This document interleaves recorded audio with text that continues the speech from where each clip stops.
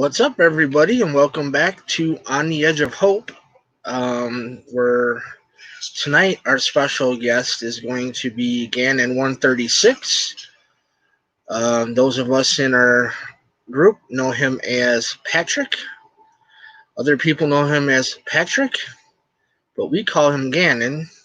We knock off the 136. So let's get into it and let's bring this good man on in and say hello to our guest tonight. What is happening, good sir? And he's still muted. All right, we're gonna wait for him to unmute himself. Oh shoot!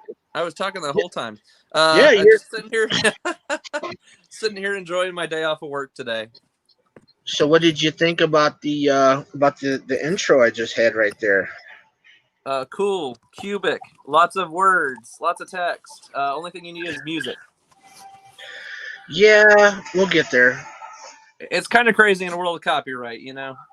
Yeah, I did find some stuff that I could get away with using, which I'm probably going to do. But I just wanted to have that roll through. The original setup for that didn't have music to it, so it was just the whole clickety click thing and the boxes moving, and it was actually made for me by a good friend, Scott, Scoots Art. His daughter had a YouTube page or YouTube channel for a while that he was on with her too. It was Funko J. They haven't put any content out in a while. I think it's because of the stupid COPPA crap that went on last year. So it's a lot of another reason why my channel slowed down, because of COPPA. I didn't want to have Junior on it a lot if they're on doing that. And by the way, tonight's brought to you by Spotchka. And tonight's beverage of choice for me is the wonderful Sam's Cola. Dude, I got Dr. Pepper too. So I got Spotchka and Dr. Pepper. Let's see. We got Mr. Rez is here. Hell yeah. Nice to see Mr. Rez here. Mr. Rez, up in the house tonight. What's up, Rez? Rural Farm Boy is here. You been building anything fun in your shop lately, Rez? I want to see some of your work. DM me on Twitter. Show me some of your stuff. Spencer is here. I saw Spencer earlier in the the Grey Council longest stream. I was in there for a while. He's in there with Mr. Yellow or Yellow something. I forget his name, man. He's gonna kill me. But his new co-host, Yellow Does It or something like that. Not 100% sure. So I was in there, and then Spencer was in there too, and we were chit chatting. I think it's the midday mashup we were in.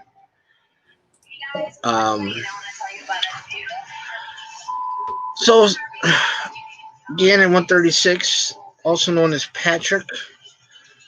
What makes Patrick? What does Patrick do? First of all, Patrick, where are you from? For those of you guys who don't know, I live in a weird spot that is away from everybody. I am located on the east coast of the United States in the beautiful state of North Carolina. I'm about 30 minutes from the ocean, and I am like pretty much right in hurricane country. So anytime a hurricane comes to the east coast, it's either me or Florida or Texas. Sometimes Louisiana. It seems here lately. Oh, okay. So yeah, I'm from North Carolina. I'm about 45 minutes north of Wilmington, North Carolina, which is probably the biggest, closest major city near us. Okay. Wilmington, North Carolina, made famous by Michael Jordan. Made famous by Michael Jordan. He grew up here. He likes doing stuff with the community still. He recently was in a fishing tournament earlier this year, the Big Rock in Morehead City. He actually has his own boat crew now, and he's going to be doing fishing tournaments for his foreseeable future. And they caught a pretty sizable fish. They didn't win, but they did have a good sized fish they caught this year, so that was pretty cool. And he loves giving back to the community. He went to one of the high schools down there, and also went to Chapel Hill in college. So yeah, pretty well big name there. Yes, sir. Yes, sir. One of the men that I watched pretty much growing up my whole life. And then about, I'd say, an hour and a half north of here is Greenville, North Carolina. And they got pretty popular because of, I don't know if you're familiar with the BMX guy. He used to ride bicycles. His name's Dave Mira. Mm-hmm. He grew up there, so he's pretty popular. And then we've had some guys. I can't remember the guy's name. There's a guy who used to be like really big into, I think it was BMX and a little bit of skateboarding. And he was big in California, but he recently moved to Wilmington, North Carolina, and he's trying to make Wilmington a hot spot for bringing BMX back again. Cool.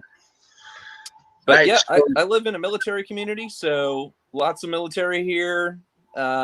Just this spot in the East Coast here has a lot of military roots, so lots of ties here to that.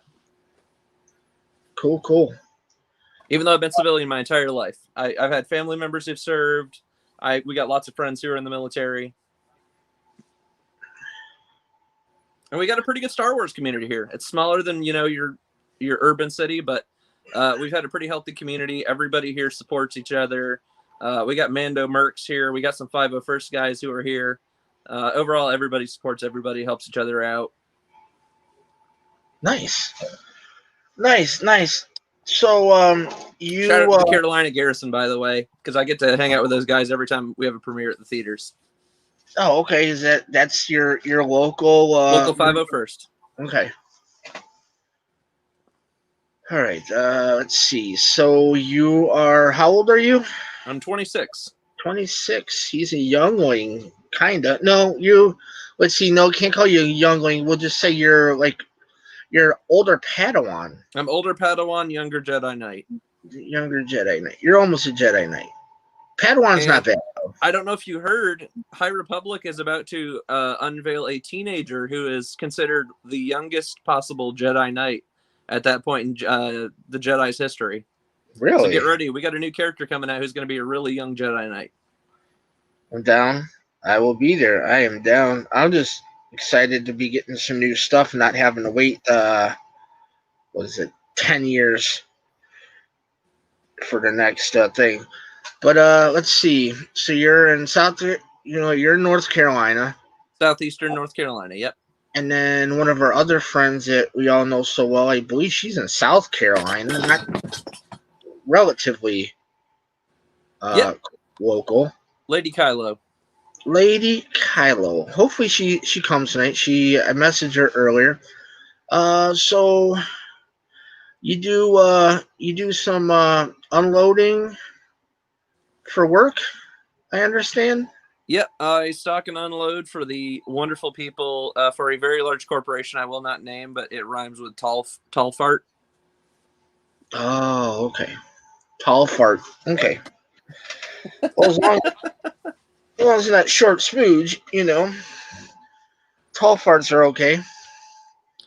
They pay me decently and keep me employed and happy and able to buy myself some Star Wars merchandise from time to time. There you go. So what? You're still single but taken or engaged, or what's your I have a wonderful girlfriend by the name of Kristen who lives up in Indiana, and we are working on a relationship constantly, and hopefully we plan on moving in together maybe next year. We're just kind of checking things out to see how the pandemic goes. Cool, because I think we met her on Saturday. On Saturday, yep. I invited her in because that was our more kickback and relaxed stream, and she came in the chat and talked with you and Michael and your significant others. Yeah, that was kind of weird. All three of our lady companions, wives, whatever we want to call them, they're all there at the same time. As soon as I saw the other two, I told Kristen, I said, "You gotta get in here." Yeah, they're here. They're being checked in on. You got to come in and you got to say, "Hey, yeah, Rural Farm Boy, I am wearing the white Futura Mandalorian sigil hat. This came out with the Futura set. As you can see, it's graffitied, the coloring in there. Mm-hmm. It's pretty. I like wearing this one. I think this is what I'm gonna wear for some streams. I really like this hat. I'm not gonna wear it outside though because I don't want to chance it, especially not in the summertime around here with how humid it gets. I don't want to sweat stain this bad boy. No sweat stains, and you definitely don't want to. If you leave it out in the heat enough or in the direct sunlight, then you start getting It'll some of that radiation wear on it. Yeah, so it's gonna stay. It's gonna sit in one of the offices or whatever when I decide to jump in and work. And I still haven't gotten back down into the Star Wars room yet to do Star Wars content, but I thought about it for tonight. But this isn't anything goes. It's just not that we're not just gonna talk Star Wars. We're gonna talk whatever. All We'll right. talk a lot. We're going to get into, if anybody in the chat wants to ask any questions, we will put your questions up. Mr. Gannon 136, aka Patrick, will answer them. He's open to anything, any questions. But while we're just Yeah, I'll take any chilling, man, questions tonight. I'm open did book you tonight. how was your week so far? We'll get into that. Your week been okay? Well, so we had the Saturday stream last, and then I worked Sunday, Monday, and yesterday. So this is my first chance to get a little bit of a breather. Enjoy myself today. Played a couple video games. Spent time with the family and chatted with my girlfriend over the phone. Actually got to talk to my brother out in Colorado today, so that was really nice catching up with him. Cool. Talked with him for almost an hour, or a little over an hour, and sat down to watch a Rush documentary on Netflix tonight. I haven't finished it yet, but it's really good. I love it.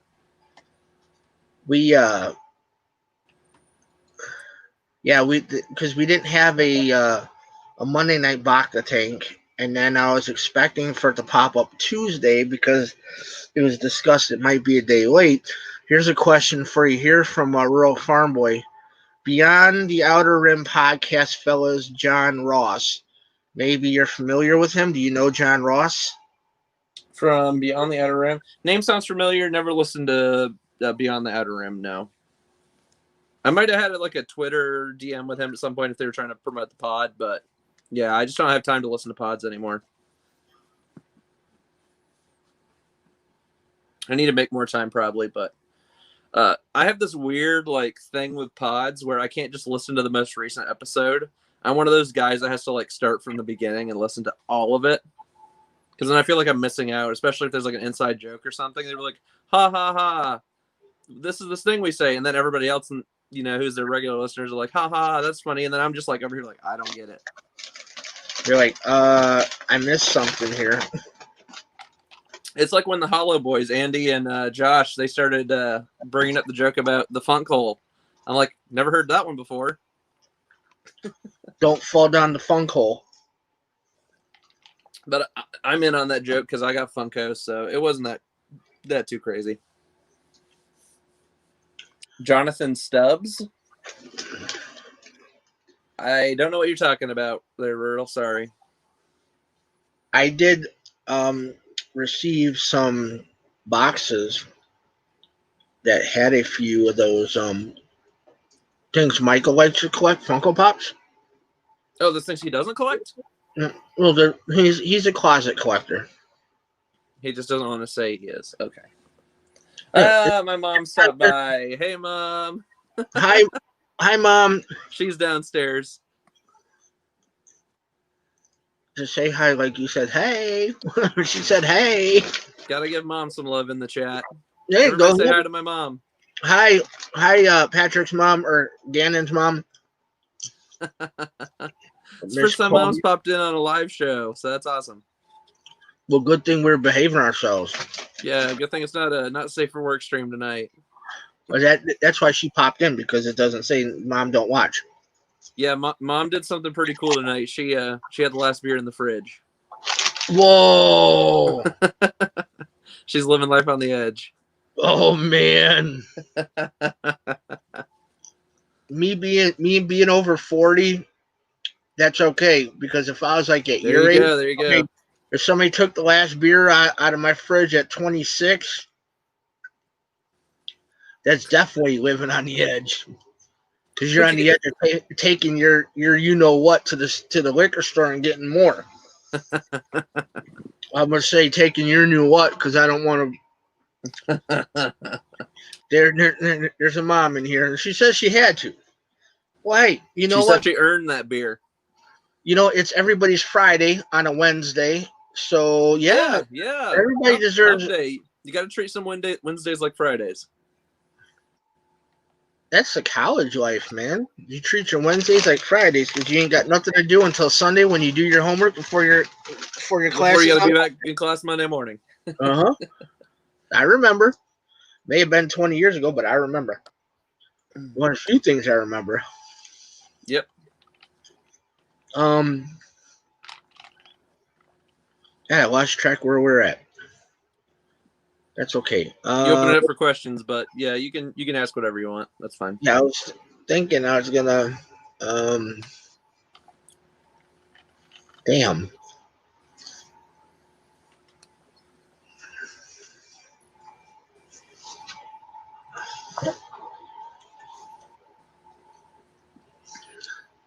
Oh, there's a question for me, not to steal your spotlight, but Patrick, have you seen Bumblebee? Oh, have a good night, Mom. I have not actually seen Bumblebee, by the way. I Have a have good not night, watched it for a while. Is Bumblebee on Netflix? Kobe. I don't know, but we had the DVD. Let me look and see what streaming service it's on. Yeah, take a look. 2018. Wow, it came out in 2018. It's already been 2 years. Holy crap! I've seen bits and pieces, but last night when I was working in the garage on a side job, I actually got to sit and watch it. I should have been working, but I was watching a movie instead. It's got a 4.2 audience rating. It was a good movie, I thought. Oh, it's only on Hulu. I think. Let me look. I bought it at Walmart. It was like $3 for their friggin' Black Friday DVD sale. Let me look and see because I work there, so maybe I get a good deal on it. It wasn't that expensive. I think it's sitting in the $5 bin now, anyways. Well, maybe I gotta go jump by the $5 bin and pick it up. I searched Bumblebee, and of course, it brings up Bumblebee brand fish stuff. That stuff that tastes like chicken. Yeah. It says it's $10 here. Even the Blu-ray and DVD pack's only $13. I would get that then. Well, shoot. Let's see. So, what did I think of it? I thought it was good. I can't say anything because Patrick hasn't seen it yet. No, you can give me your brief summary. You just don't spoil anything major. It was good. I don't want to. That's all I need to know. If Kylo says it's good, I'm gonna like it. Bumblebee. I like Bumblebee. He was pretty good. I was shocked. I'll just say at the end. Yeah. Without giving away, I was shocked. I wish that's what he transformed into normally. Yeah. I'm sure Spencer understands where I'm going. Good movie though. Yeah, I recommend it. I don't recommend a lot of movies because a lot of movies I've seen that people were hyped over are just complete trash.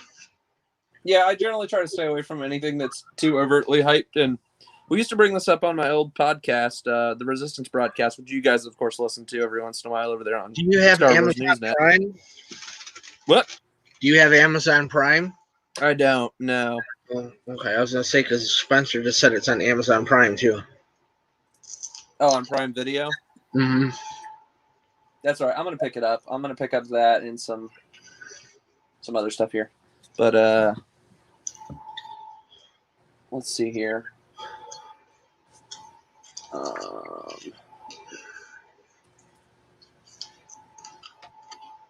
Gonna look up something else. I forget what I was. I'm wearing a custom.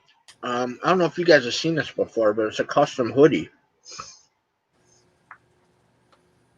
It's a Pit Daddy hoodie. There you go. And I have 3 of them. Yep. And rumor has it, I talked with Mr. Rural Farm Boy about it. Rumor has it that I might be getting a Chewbacca. Or it's not, it might be. I will be getting one Nice. who is the same brown as Chewie. Of course, it's going to make 4, but we have the room, we have the yard, and this one is going to be a puppy, and I'm going to be the one working with him, training him. So he's going to be my co-pilot. There you go. So what better name to give a co-pilot than Chewie?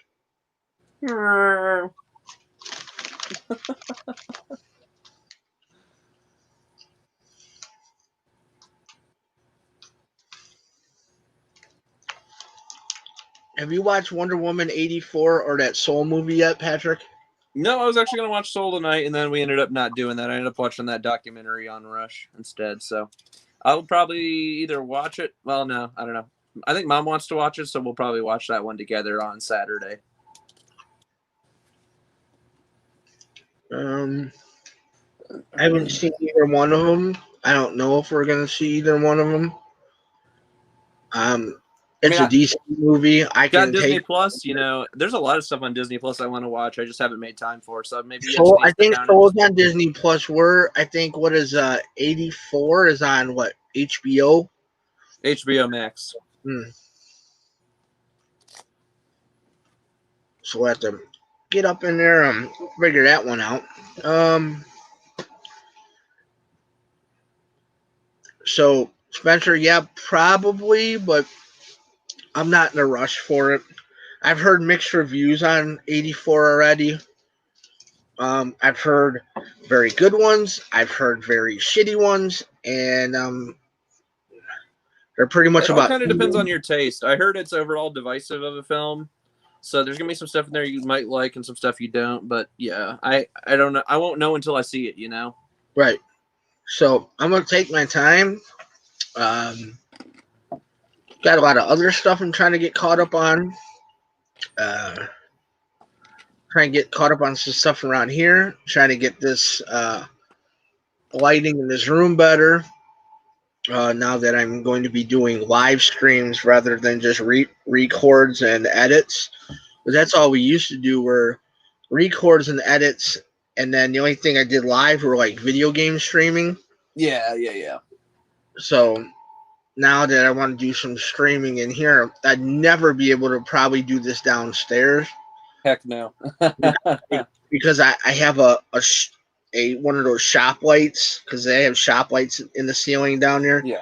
That go right over where I normally sit, and it's already bright as hell anyways. So I talked about this with Kylo on the Saturday stream over on Michael's channel. So Michael, you know I've been working on a stack of books, but I don't know if anybody else has seen this picture. This is my stack of books I'm working on right now. I don't know if it's focused or not, but yeah, that's what I'm working against right now. And I was talking to you guys on Saturday. What was it I was reading last? Do you remember? No. What was I reading? Oh, I know what it was. It's that Destiny comic from Bungie. Because I've played the Destiny games. They're a lot of fun. I'm definitely not caught up on the new expansions on Destiny 2, but I was like, all right, take a little break from Star Wars. I'll do some fun side reading. So I'm back on Star Wars. What's that? Dark Legends? Okay. By George Mann, which is a good friend of Michael's. Michael's done some stuff with him. So this is the Galaxy's Edge version. So it's got some extra side stories. Oh, cool. Oh, now I remember what I was going to ask you before your mom stopped in and said hello. Yeah. You said you did some gaming today. I did, yes. What were you playing today? I played a little bit of Battlefield 5. I was planning on playing some Squadrons with a good buddy of mine I ran into at work yesterday, but plans changed. He didn't end up really getting on until later in the day, so we didn't end up playing Squadrons today. But I might make some time for him on Saturday. We'll figure it out. Cool. And I'm trying to think, did I play anything else? Oh, I played a little bit of Jedi Fallen Order again. Been a long time. Oh, okay. Yeah, I haven't. I played it all the way through. Like, 100%ed it. Yeah, And I'm then, on New Game Plus right now. and then I was going to redo like for like a playthrough, and I started it. I think I got a couple episodes in, and then a lot of things. Um, Life got busy. Yep. COVID hit. Um, I am and was essential. Same. So you are too. And I was like, damn, I'm gonna have me all kinds of downtime, right? No, No, none. because people that I worked with, they were taking the nothing can happen to me if I take the leave because of COVID, so they went and did it, which then threw a lot more on my plate to where I didn't even have time to join Michael on septic tanks or bacta tanks. I was that busy, and it just like, and then summertime hit, and nobody has time in the summer to sit around and live stream. Not when you're an adult. You know, And anytime you do have, you're spending it with your kids or making a family time. or I was out there doing landscaping and stuff like that. The summer stuff, and like this upcoming summer is going to be just as ridiculously busy, if not more. Me and Ms. Jackie, the wife, are hopefully going to turn around and be able to get a pool put in. So I might be doing some like deck streaming,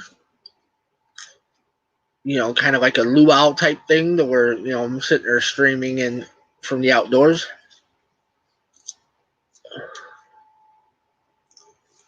Rural wanted me to said he said I need to get on Audible.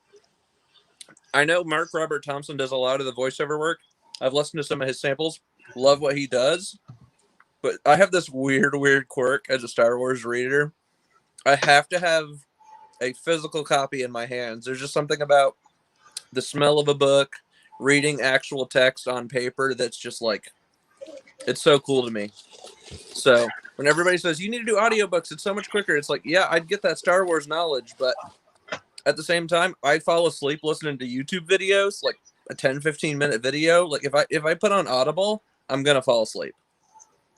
And I'm gonna remember nothing I heard. And I'm gonna have to go back and listen to it again. So if I read it on a page, I generally remember it better.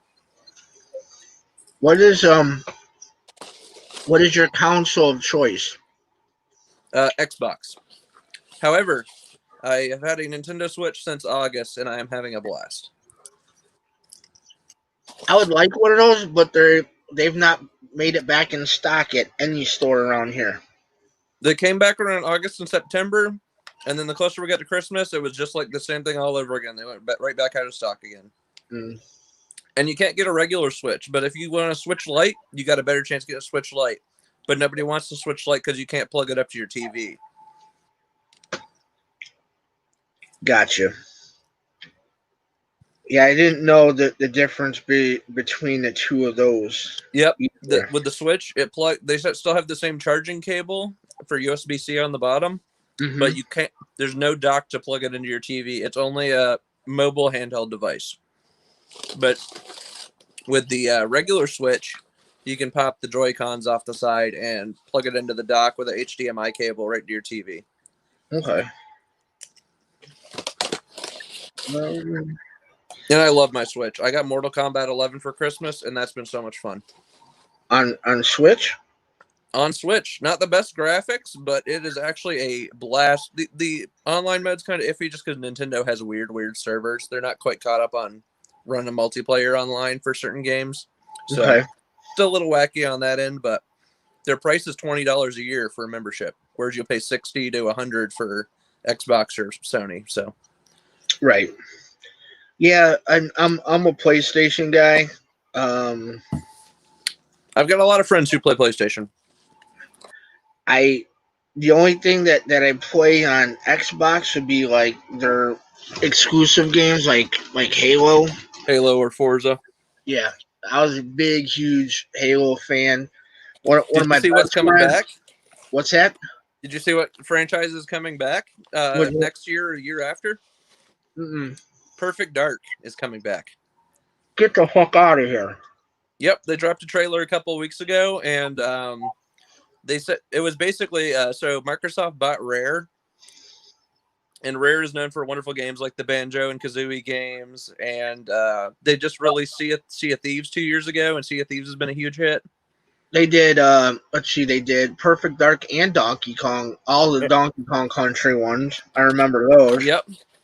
So Rare's got a lot of good track record stuff. So they found out that one of the studios that Microsoft recently purchased was working on a secret project, and they said it was a Microsoft property. So we started going down the list and going, okay, what's a Microsoft franchise they own that hasn't been done? And everybody started theorizing, maybe it's Perfect Dark, maybe this is it. And sure enough, they dropped the trailer like 2 weeks ago, and it caught the internet by storm. And everybody's like, man, this is so cool, it's coming back. Sorry.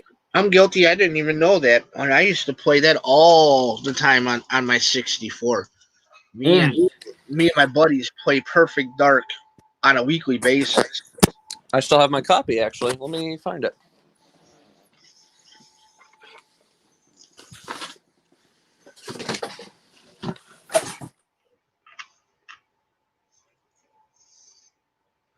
Mine's sitting over there.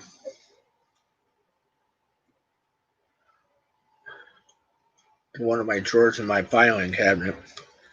I have a filing cabinet full of video games. It's around here somewhere. I don't feel like looking for it right now. Filing cabinet full of video games. Is that it? Look. Nope. Yeah, not it. That was a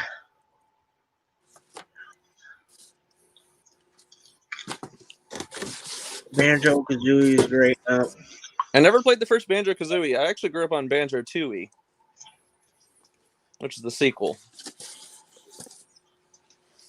Those are games I never finished as a kid or an adult, and I want to go back and just play the crap out of them. You ever have any games like that? That I never beat as a kid that I want to go back and play? Just go back and play it and complete it? Yeah, I mean, I'd have to think which ones I never beat and go back and do them. But there are some that I've gone back and played over again. Yeah, Spencer was saying the 360 stuff was kind of experimental and weird, and yeah, not that great. I heard Nuts and Bolts was weird. I did get Perfect Dark Zero, and while the concept of Joanna looking all brand new and spiffy and modern age, and the game was sponsored by Samsung, so they had Samsung ads plastered all over the game. That was kind of wacky. But I particularly remember Perfect Dark Zero had a small, like, niche multiplayer community, and I actually was in on that during the tail end when people were still playing Zero, when people were getting pre-owned copies from GameStop. And that was like right as I was just getting into Xbox Live around like 08, 09. And there's actually still a thriving community back then that was still playing Perfect Dark Zero, even though it was like a launch title for the 360. So that was fun. I used to play a couple of rounds with a couple of guys on there every once in a while, and everybody had a blast, even though it was kind of wacky.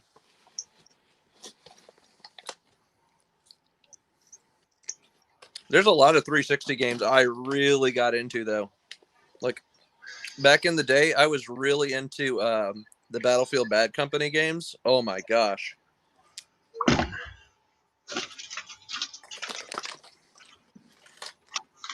All right, what else are we going to talk about? Let's see. You said you played. Let me take a look and see. No questions sitting. All right, so Mortal Kombat 11. Yeah. Are you still going through the story mode, or where are you at on that? I finished the main story. I have to do the DLC story still. Okay. That's what I got to do, too. I beat the main story, got to do Aftermath. Outside of that, where are you going gaming-wise? Like, what's your next target to play on gaming-wise? What's your next one where you're going to spend your time on? If I got a decent enough PC, I would really like to dive more into the new Flight Simulator, just because it's so cutting edge. Star Wars Racer for the N64? Yes, rural. I grew up on all the Star Wars N64 games. I had Racer. See, I didn't actually get Racer until later. I actually grew up on the PC version of Star Wars Episode 1 Racer, which actually, because it ran on PC, the frame rates were better than N64. But everybody I know who grew up on Racer, they all played on the N64. So when I finally found like a local person who was selling Racer for a cheap price, I jumped on it so I could play it on my N64, because I just never owned that as a kid. That was like the one Star Wars title I didn't have as a kid for N64. I did grow up on Shadows though. Shadows, ooh, buddy. Shadows, I would say Shadows is one of those stories where if they wanted to adapt certain parts of Shadows into canon, they still can. Like there's certain arcs with Dash Rendar, you can still do some stuff with that in the canon. And here's the thing, I'm starting to lean towards now, more that I think about it. You know how Dr. Afra's kind of gone that like Indiana Jones route? Mm-hmm. I think they could do something with Dash Rendar as a cameo in Dr. Afra. I think that'd be pretty cool.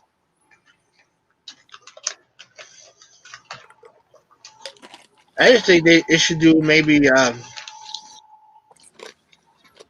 maybe either He's got a like just movie. enough of that the Han Solo vibe of adventure and swashbuckling and Harrison Mm-hmm. Ford.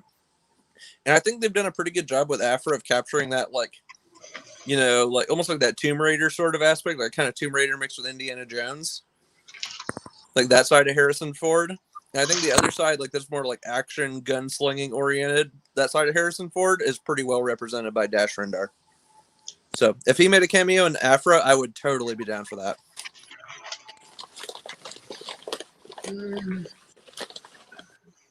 Still got my N64. Me too, Rural. Love playing it. I need to plug it in and start jamming away. I just got F-Zero X earlier this year. Somebody told me it's like one of the quintessential games for N64 was F-Zero X. And I was like, I have to own this. And that was right at the beginning of the pandemic. And what's crazy about that, Kylo, is you remember when the pandemic started, everybody was stuck at home? And everybody was looking for entertainment. So guess what happened with all those retro games? Everybody went and bought them all up. Price went up. The demand was so high for retro gaming to come back. So what I actually think is going to happen in the next few years, you're seeing the start of this new like retro wave of just gamers wanting to. There are people just finding out retro stuff now. Retro stuff's coming back in a big way. I actually had two local businesses here in town. They are like two doors down from each other. One's a pinball arcade and one's an actual arcade. And they're like, that stuff's making a comeback. Nice. Yeah, because there's even the what do you call it? The resale shops here all wiped out on their games or carts. And the prices were already high enough, but they price and everybody doesn't even care anymore. They're like, I need this game. And there's still kind of like ghost towns in those cases in there because people are still grabbing, you know. Like I have a great library here of games because between me and my wife, we got almost every system covered. Between the two of us, sitting here in this office, we have a dresser in the back corner over there that each drawer is a different system with games in it, with the controls and everything. So I pull a drawer out, put the game in, and the wires are. I drilled holes in the back of it, so the wiring's coming out the back. That's cool. I like that. Or just rock it out. Let's see. Spencer says OG Battlefront 2 is the best Star Wars game. I would say OG Battlefront 2 has had the most staying power of all the LucasArts games. It was like right at the tail end of LucasArts. Like it was pre Force Unleashed when it started getting a little too heavy-handed with, all right, let's turn the Force into like this like godlike power. And then it was also before no, it wasn't before Old Republic. Force Unleashed was pretty much 1 and 2 were pretty much the last LucasArts things before EA started looking more at Old Republic MMORPG and kind of handing the reins. That was kind of like the transition point where they're handing the reins to EA. Right. Which I would say, even though EA has misstepped a bunch, I think they learned their lessons in a couple of ways. I think Fallen Order was the first game that was completely like the game everybody'd been asking for so long. I think Fallen Order has changed the way it's kind of going back to that retro style, but they put enough newness on it to where it's still like, the company's still making money off the game. Because that was the problem with the Battlefront games is EA was like, all right, how can we milk this for money? And the moment you realize as a company, like if you stop and start, you don't think of it as, hey, how can we milk this for money? How can we make this a better game? Then that's when you really start turning your profit. It's kind of weird. It's a weird balance of, okay, we've been charging everybody $60 for games for so long, and the rumor was that games are actually going to go up in the next decade up to $70. That's a real thing that's happening. All right. So, in your opinion, what is your favorite? Since we're on the topic of Star Wars games right now, what is your favorite all-time that you have played Star Wars game? If you can single it down to just one. If you had to pick one, we'll just say if you had to pick, if you're forced to pick one, what would it be? And you I have to think as a child, my first instinct goes immediately to Episode 1 Racer. Just because that game did so much in terms of, teaching you hand-eye coordination and fast movements. Because the thing about Episode 1 is Anakin Skywalker said he's the only human that could do it in the movie, which is kind of cool. Right. Oh, you're the only human that could do it. So then when they hand you the controls to play Episode 1 Racer, now Anakin's not the only human that can do it. All of us can do it now. So that was kind of alluring as a child, because I was only like 5 when that game came out. Or no, 6. I think I just turned 6 when the game came out. So as a 6-year-old getting to play as Anakin Skywalker in a pod racer, are you kidding me? Oh man, that would have been cool. That was the dream, man. So it's kind of funny. I talked to Bill Sheehy and some of the guys over there, and a couple of my other friends that I've podcasted with in the past who all kind of grew up around my same age group. And everybody said like Episode 1 had that staying power as a child. Like Scotty J-Ro and, and Jerry, the Cannon Junkie, they dedicated a whole episode a couple weeks back to just Episode 1 Racer and how much they love it. But the more I grew up, I think Shadows had a huge impact on the industry too. I know Hello Greedo said Star Wars Galaxies was huge for like the MMORPG community, even though it was only around for a few years and was, so wide and vast. But I don't think enough people played Galaxies to make that really have that staying power. And I never grew up on KOTOR. I just didn't. All my friends who played KOTOR 1 and 2, though, they said the original KOTOR is hands down the best game. And I can see, I've played enough of it where I can say, yeah, I can understand why this is such a popular game. But ever since Lucasfilm switched back over to canon stuff, and it's not so much focused on the legend side of things, that stuff just really hasn't been as appealing to me anymore. Just maybe because it doesn't tie into the new stuff. I think if I gave it a second chance, I'd be like, yeah, this is pretty dope. I like this. But some of those concepts just don't apply to canon anymore. So it's like this weird thing. I just can't grasp certain things anymore because it doesn't apply to canon anymore. You kind of get this weird sensation of like, do I believe this? Is this believable in Star Wars anymore? I don't know. Yeah, I believe it. To each their own opinion. I still believe it. If they want to do a Revan story, go for it.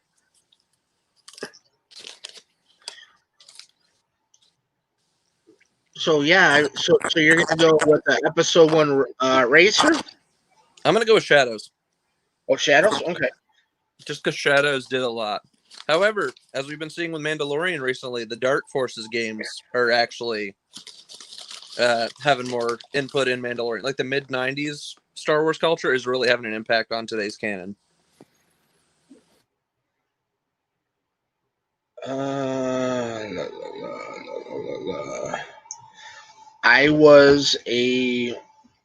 I'll put in my say as well. And speaking of KOTOR, I recently bought this. Outer Worlds, which is like that sort of like one of those games where you get to make your own choices and it affects your environment. Okay. It's kind of like those Fallout games, and it's by Obsidian. Okay. Which Obsidian's been known for doing some cool stuff. I'm trying to remember Obsidian. I think did they do some stuff with Battlefront? I'm trying to remember. Obsidian, yeah, I think they did. If it was Battlefront 2. Let me see. And I want to say Obsidian, they're doing... Are they with EA? I always forget. I think they're doing the next Star Wars game. Or let me look here. I'm going to do some stuff here. Have you dabbled into the Star Wars Lego games? I have. Is it original trilogy or the complete saga? I got one of the two for the 360.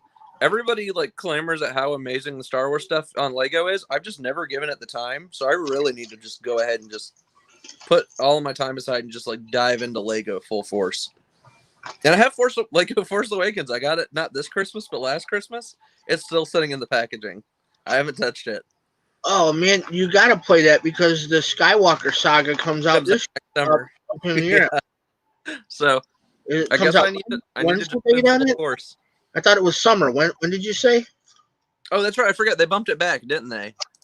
Oh, it's supposed to have been this month, but it got knocked back again. You know what it was? I think it was July of this year is when it was supposed to come out, and then they bumped it back to December, and then they bumped it again.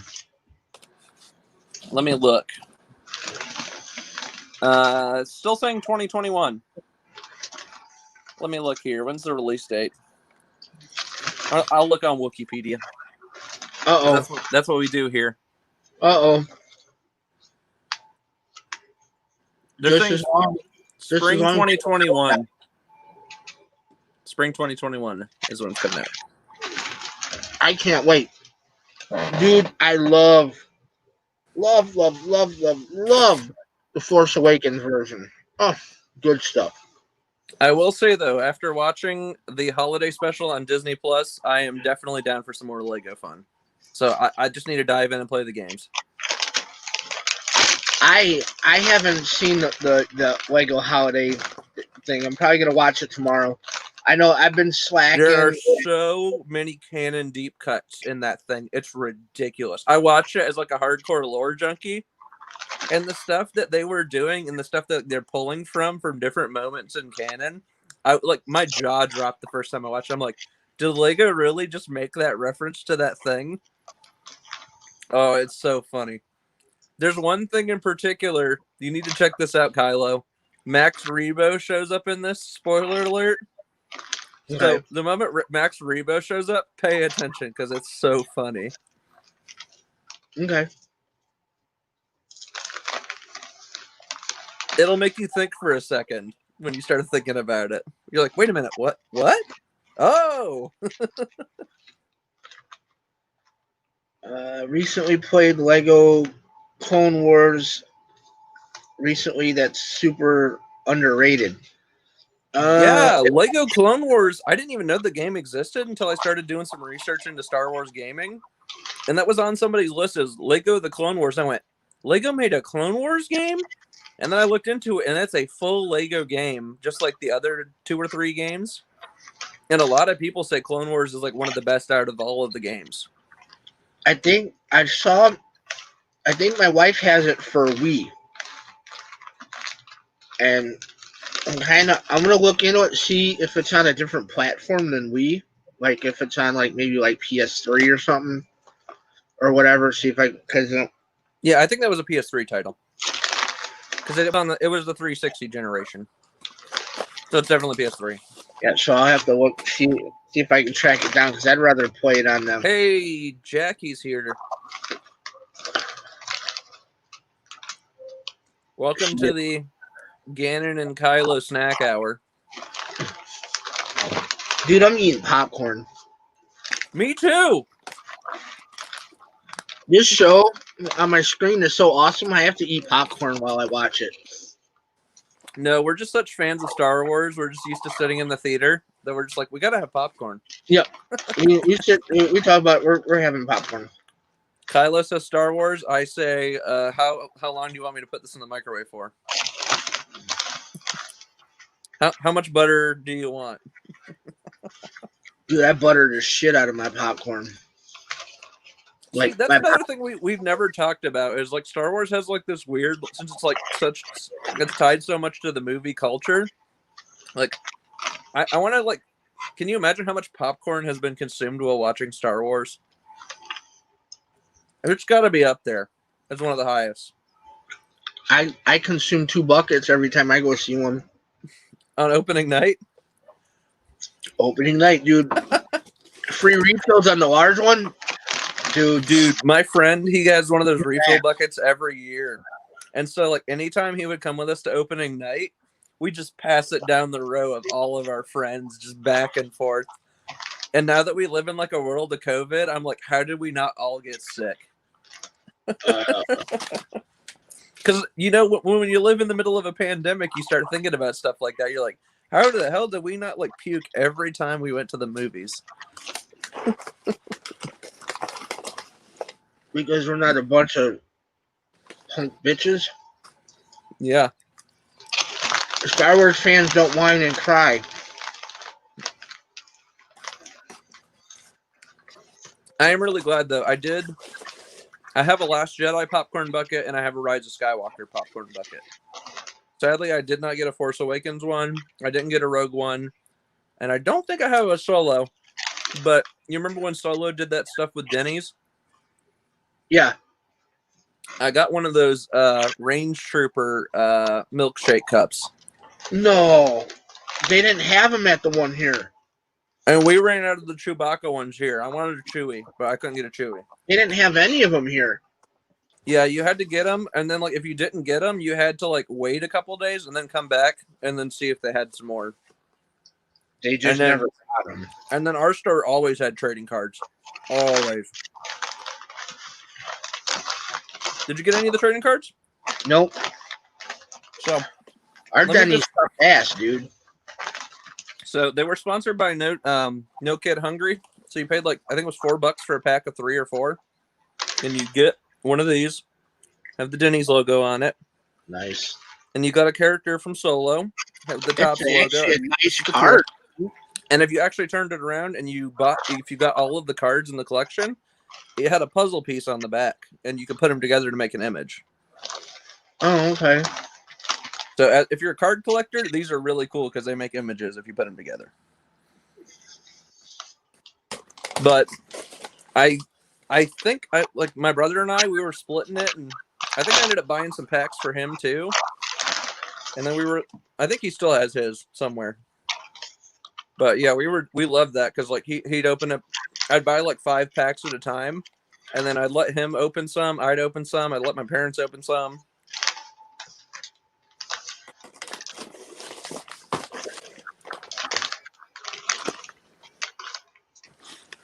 So now that we're in the popcorn moment here, what do you want to talk about next? Apparently Lego Star Wars. That was the last thing we talked about. Apparently Jackie's stalking. She must be stalking. I still have an unopened Anakin Skywalker ship I need to build for Lego. And I have a T-16 Skyhopper I had break on me. Last time I was moving stuff around my room back during Hurricane Florence when I was packing everything up because we thought our house was going to float away. So I need to rebuild my T-16. I haven't even started on my Tanta V. No, I'll tell you what. A guy that loves Lego, if you guys haven't checked him out, go talk to David from Beyond the Blast Doors. That man loves Lego so much for Star Wars. A Lego Vader's Castle for Christmas? Dude, Spencer, I've always wanted that Vader's Castle set. And last I'd seen, the price had gone down. It's like the Vader's Castle set is actually very affordable now.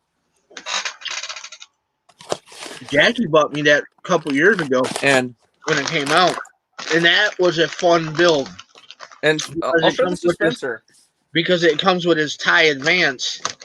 Spencer, if you have not checked out Kevin Scott's stuff with IDW yet, you've got to get these Vader's Castle comics. This is the newest one that just came out. It came out late because of COVID this year. It's supposed to come out for Halloween. This is a one-shot called Shadow of Vader's Castle. And this is the last part of the Vader's Castle series. They said I don't think they're going to do it anymore. They did the first 2 during Halloween, and then because of COVID backing the printing presses up and such, this is the very last one. It's a one-shot into the series. You can get it, I think it's like $8 from IDW.com. Don't go on Amazon. Don't go on the other sites. They will charge you $15-$16 to buy this. Go directly to IDW.com. You'll save yourself $3 or $4. Or go to your comic store. Support your local comic shop, especially during this time. Yeah, especially now. Yeah, Spencer, if you love anything Vader's Castle related, it's like they have like these Halloween horror things. If you've read any of the what are those books called again? The From a Certain Point of View. It's kind of like From a Certain Point of View, that sort of like thing where you can't tell like what the story is, like what part is myth and what part is canon, like legend and canon. It's like this weird gray area in between. They tell these like fun, spooky stories. You can't tell like what parts of it are canon or what not, or you can kind of read it and figure out what's probably most likely canon about that, and like some of the details are a little more like extreme, like, oh, they told that in a weird way just to make it sound more fun. So Kevin Scott, got to go check it out. And if you've read the Dooku Jedi Lost book of his, the script for his audio drama, you got to go check. If you haven't checked that out, go read that. And then his kids book series, Tales from Wild or Adventures in Wild Space. You got to read that. Have you read that yet, Kylo? No. They're like these small little books. They're like very thin. They're like only like a couple bucks on Amazon. I spent like $25 for all 6 or 7 books in the series, like really cheap. But dude, like the canon stuff Cavan pulls in there, and the other author, Tom Huddleston, the little like nods to canon and legend stuff they put in there to make it more fun. Dude, that's some of the deepest canon I've ever seen. And those are in kids' books. It's really cool. There's a stormtrooper with a tan pauldron. I bring that up to Kevin every time we chat on Twitter every once in a while. I'll be like, dude, did you really put a tan pauldron on a stormtrooper? And he goes, yeah. He said, I kind of wanted to do that because it's never been done, I think, since Legends or something. All right. And the main bad guy actually shows up in some of the Star Wars adventure books. He comes back. So the guy from the books. And he was Imperial. And I think if I remember correctly, when he shows up in the IDW series, he's actually, I want to say he's First Order. Like he survived that whole period, which was kind of cool because I won't spoil it for you, but they kind of leave in the kids book series that like you don't know what happens to him. So when he shows back up again in the comics, you're just like, oh, he survived. Yeah, Spencer, that's that Dooku book's some pretty cool stuff. And Kevin did a lot of like Legends Dooku research before he even started writing. Kevin's one of those dudes who does a lot of research before he even puts pen to paper or fingers to keyboard, however he does it now.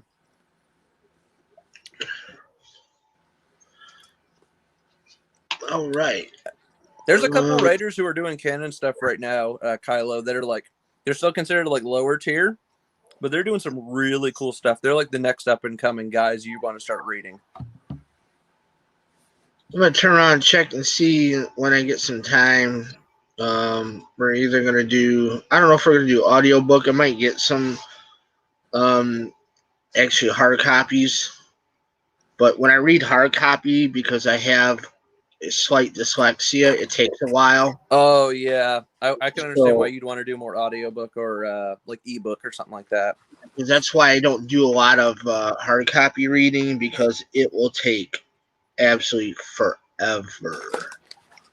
My problem is I just have a hard time concentrating sometimes. So I'll read like a whole entire page, get to the bottom and go, wait a minute, what did I just read? And I have to start at the top of the page again.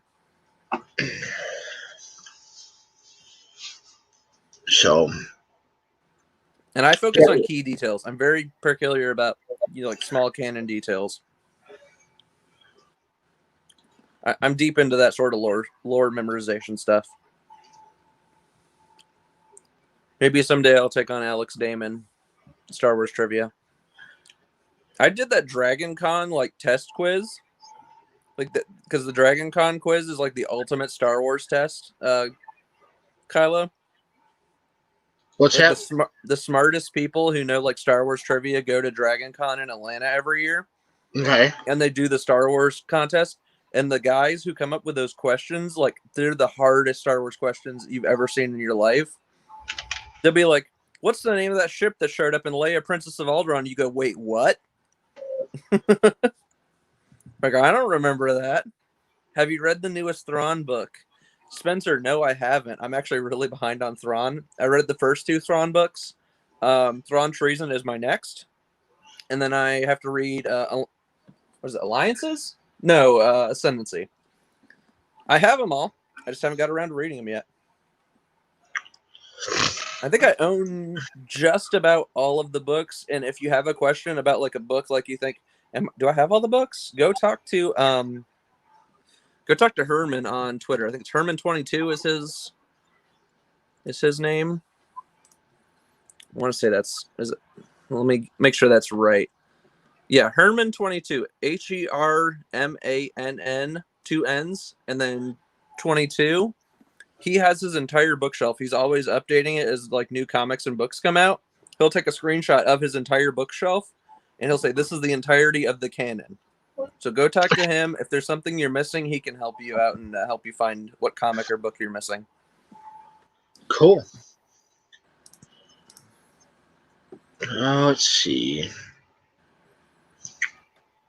Talking about books, we crossed over to video games. We discussed a lot of movies, a lot of Star Wars movies over on the 2x2 channel quite often. It's always a fun, loving debate. But real quick, give me a favorite from the prequels, original, and sequels.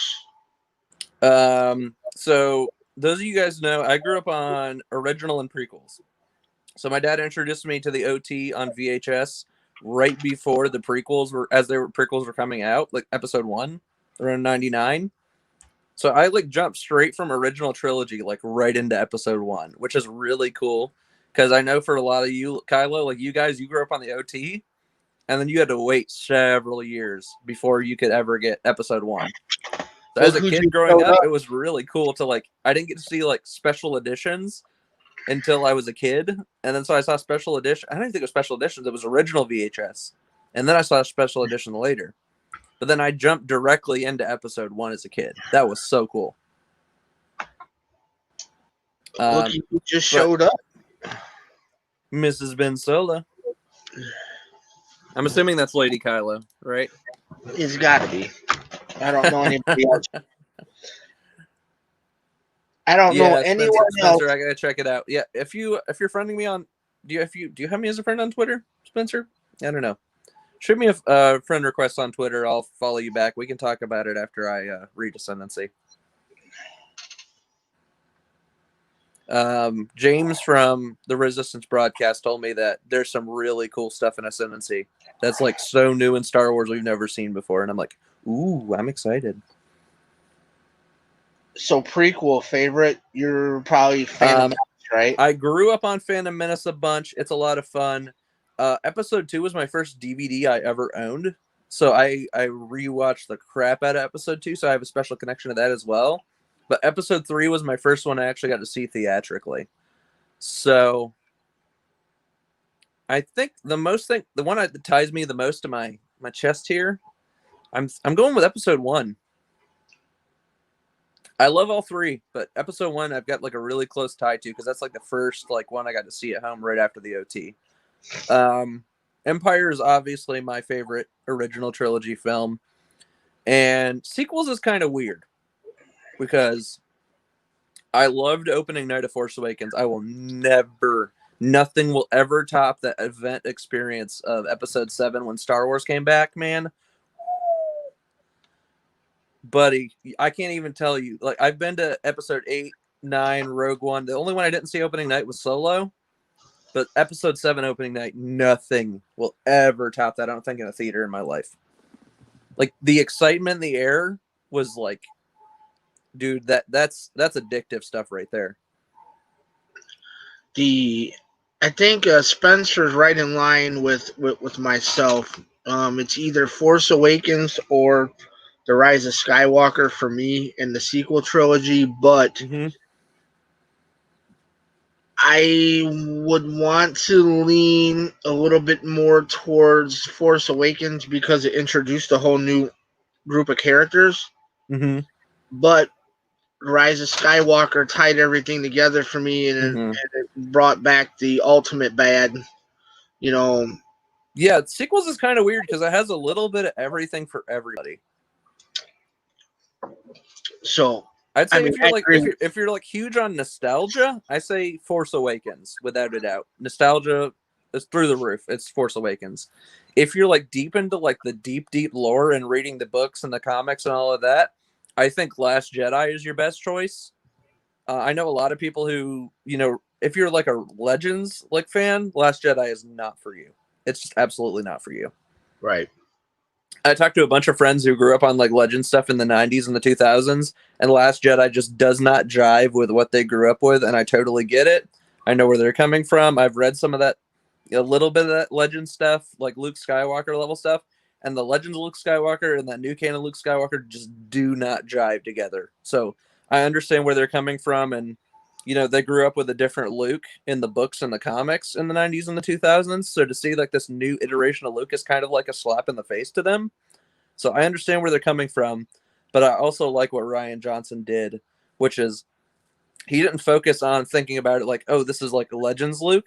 He went back to the original basic, like original trilogy Luke, and he expounded upon that and then tied it to what we had already seen a little bit in Force Awakens. And he also brought out some really interesting things to think about that Legends writers didn't exactly think about back in the 90s and 2000s. Like everything you thought about Luke, don't think about him as a Jedi master. Think about him more for his individual characteristics. That's the thing a lot of people don't think about. Because, like, when we're watching the original trilogy back in the day, we see Luke growing up to be like this wise Jedi Knight all the way through his dad's death. And you see him become like a new person and a new man. So the way Legends writers took that is, okay, he's going to go do some like really cool, deep Jedi stuff. And I see where that was coming from back in like the 90s for sure, just because that was the 90s cool culture back then. But now that, in the modern era, we're focused more on characteristics of like what are some things about you, Kylo? Like, My what's your my what general like attitude most days? towards Star Wars or towards life in Just general, life in or general.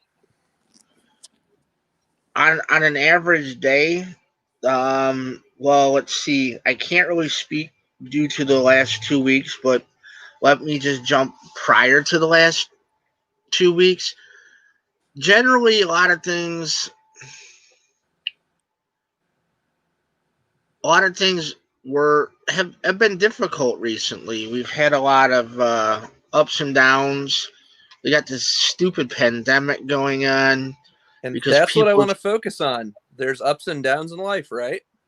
yeah, What we what is Luke Skywalker at his core?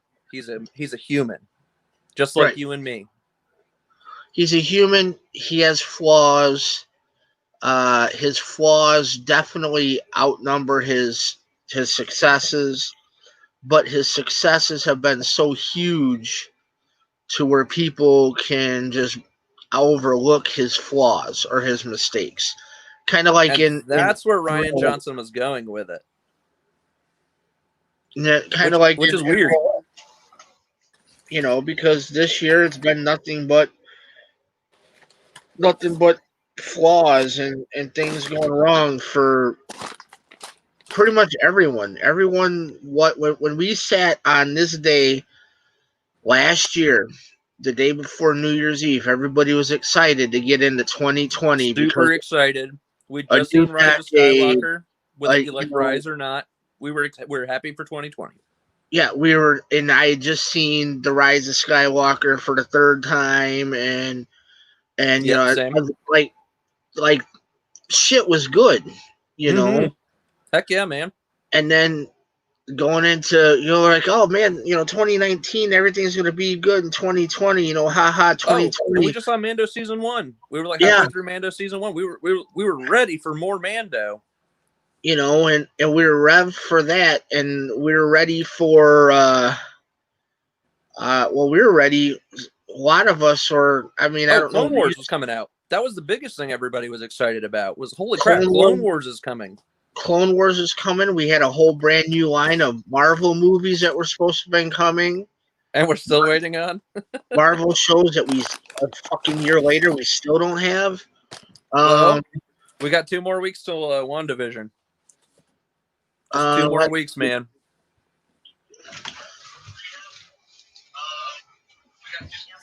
Bye. Bye. Thank you, Miss Jackie. Hold the door, please, because I don't want the dogs in here. Thank you. So 2020 was supposed to have been like this great damn thing, and then all of a sudden, this stupid pandemic shit happened, and everything went through the floor. People lost their jobs. People like myself had their jobs cut. Um, Even with the pandemic assistance, still really isn't been that much, because you got people like me running around doing side shit just to make up for it. Like pretty much right now, the amount of time I work when I work at my job pays my goddamn child support. Mm-hmm. And then my side money is what's putting food on on the table, or Jackie handles a lot of the shit. She's in the But chat again. probably talking shit. No, she says that she doesn't get thanked every day for kissing you, because I thanked her. No. No, I wasn't thanking you for kissing him. I was thanking you for letting your husband play with the rest of his Star Wars buddies. And she then gives you a line. And then like the little bit of money I make on the side just helps me get my Star Wars toys I like to have, or these other retro things I got, or all this behind me was bought before 2020.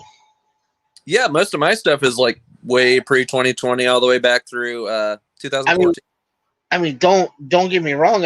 I've acquired a lot of shit in 2020. I think we've acquired a lot in the last 5 years.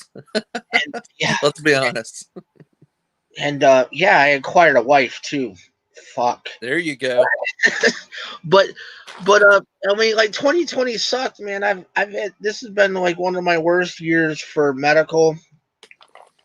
One of my worst years for work wise because of the pandemic. And recently it's just been just like people are stupid. I will say though, as sucky as it is, it's definitely made us all a little more thankful for the little things. But what I can say for 2020 is walking into 2020, and I want to be honest with you, walking into 2020, I don't see her in the chat. All right, so but I know Rural's still here. Mm-hmm. Walking into 2020, I knew Two Med 2 Michael, I knew Rural Farm Boy, and I knew Cat. Yep. Vader's Girl 28. Yep. Those are the only 3 people in the YouTube verse that I knew. And then once Michael started kicking the Bacta tank in January, that's when I met everybody else. You came along, here and there. We interacted a little bit here and there. And then as like summer came around, we interacted. But this fall was when me and you have actually really interacted more and gotten to know each other a little bit more, because we've had more time. A little bit, or we just made better use of our time, I would say. Yeah. Fall came and I wasn't doing a lot of stuff outside and whatever, and I had more time to be on the streams again. Trying to hold this damn Star Wars family we got together. Oh, and then Christina, I met her this year too. Mrs. Ben Solo. Yep. And as crazy as she is, I think she's part of the glue that holds us together too. Yeah, she's been the crazy wacky glue one since I want to say she was in streams before I talked Michael into starting the Bacta tank, or not the Bacta tank, the septic tank, because we would have to wait until the actual interview was done before the rest of us can come in. And I was like, no, we need another stream to where we can just be us. Yeah. Where we can just get in here and talk about whatever we want to talk about. And then that's why I was just like, you know what? One night a week isn't enough for me to be able to talk about what I want to talk about with my friends. So let me turn around and revamp my channel. And we're going to have this thing called On the Edge of Hope, to where I can sit and talk with somebody for a little bit, kind of like the Bacta tank. And then after we get our core conversation done, we bring in everybody else. And there's even our conversation right now is no holds barred, completely uncensored. We played nice because I was raised the right way to always respect somebody's mama. Yep. If somebody's mom is in the chat or in the stream or anywhere close, I was raised to always respect somebody else's parents. Mm-hmm.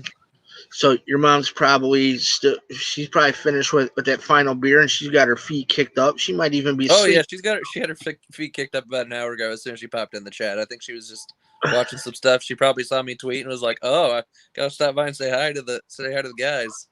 So she might even be asleep now. So yeah, she might be just about here pretty soon. But it's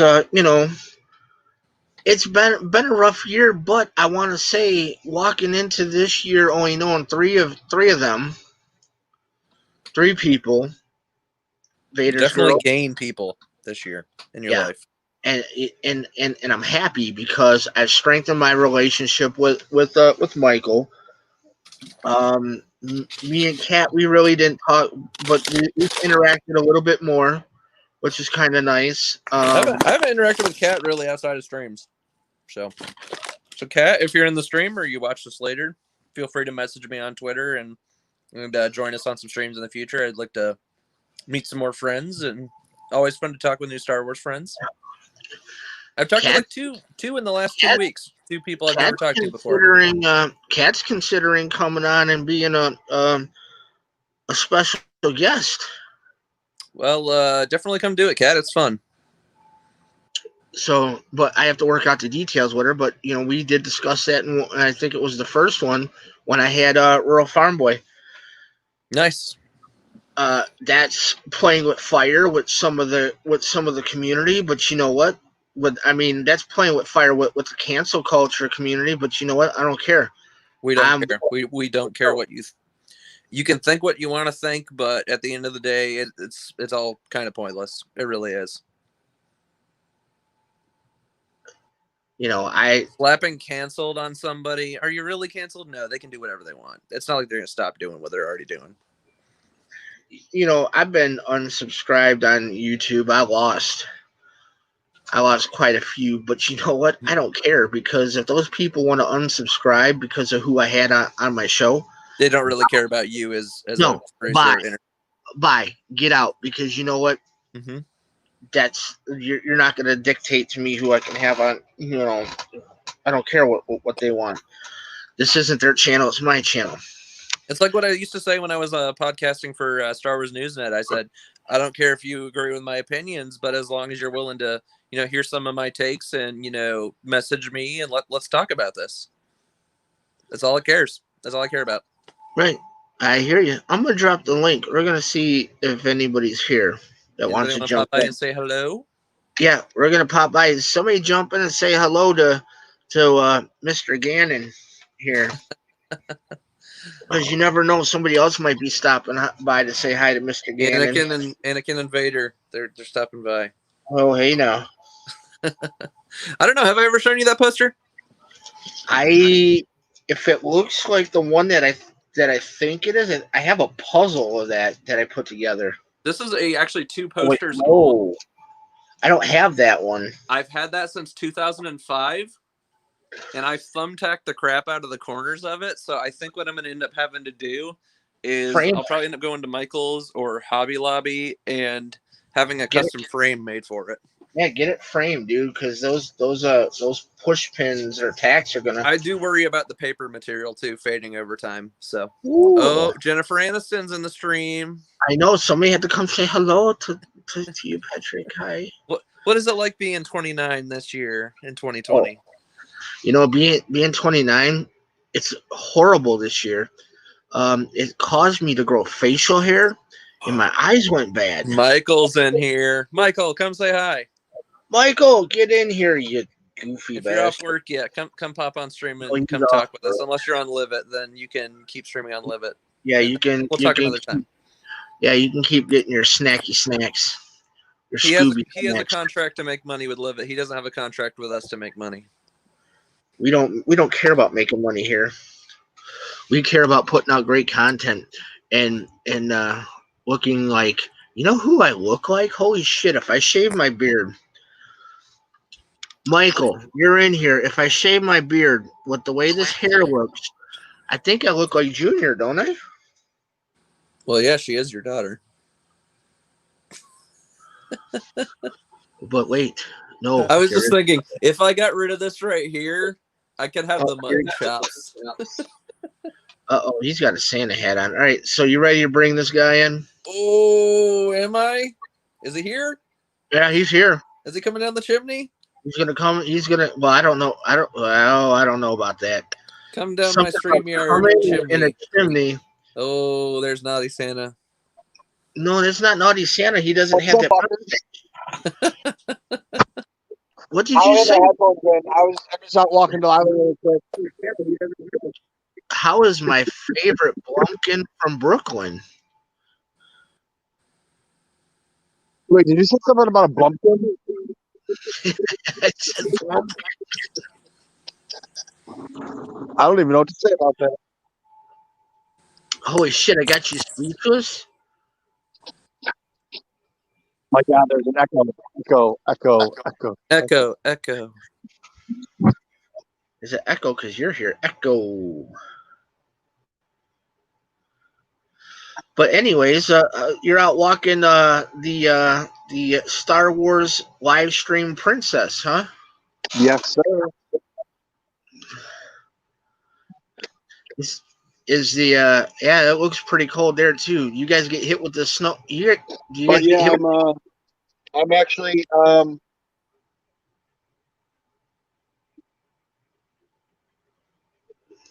no snow. It's gonna warm up into the 40s, and it's supposed to rain for the next 3 or 4 days straight.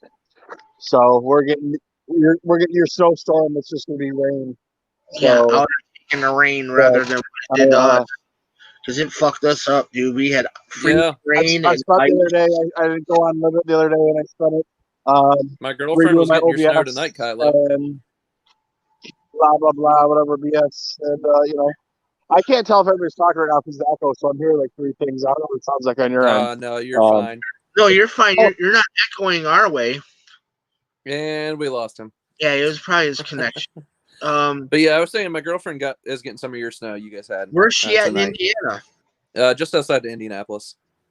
Oh, so she's down south then. South Central, yeah. Yeah. So yeah, she showed me tonight. She was like, "It's snowing." I said, and my mom heard her, and she was like, "Keep it up there. We don't need any over here on the East Coast." No, they could have kept it there. We didn't need that shit here. Well, we got. Well, you live not too far away from Chicago, so it's kind of expected. Yeah, but the way we got it last night, because it hit us last night, was it started out as like rain, and then it went to snow, and then it snowed a couple inches. It was snowing. That right there is the worst. Because that's what I get here in North Carolina when it does. About an inch an hour. And then when it got done doing that, then it came down as freezing rain. So the snow became ice. And we have the same thing here, except we don't have proper road clearing like you guys do up there. We don't have the right equipment for that. So what happens is they put down like a saltwater brine mix on the roads. Okay. And as soon as it rains, that stuff washes off the road. We don't do the rock salt here unless you live out like near the mountains. So it sucks because as soon as that freezing rain hits, it's like a slippery ice skating rink. Which I'm excited for that. That's coming up in January. Get ready for that. January is pretty much our crazy winter here in North Carolina. It was all right this morning. By the time I had to go get my my treatment done, the roads were just wet, like it had just rained, so they got it scraped and salted and everything. So I can't. But my neighborhood was still a freaking ice rink. So Yeah. getting out of my subdivision was a little slippery. But as soon as I hit like the exit to the subdivision, like when I come out, man, I was good to go from there. Yeah, we had some beautiful weather over here next to the ocean today. It was, I'd say high 40s, low 50s. They're saying it was supposed to drop off. I think we're only have like maybe one more cold day, but they're saying it's going to be up in the 70s January 1st. So beautiful weather. Chance for rain probably next week, but it's been oddly dry. Everybody's dried out here. We've had a couple, lightly humid days, but it's mainly been pretty dry considering what it was like a week or two before Christmas. So it was definitely very, very wet. Yeah, I've definitely been using lotion on my hands and feet and all that fun jazz. So,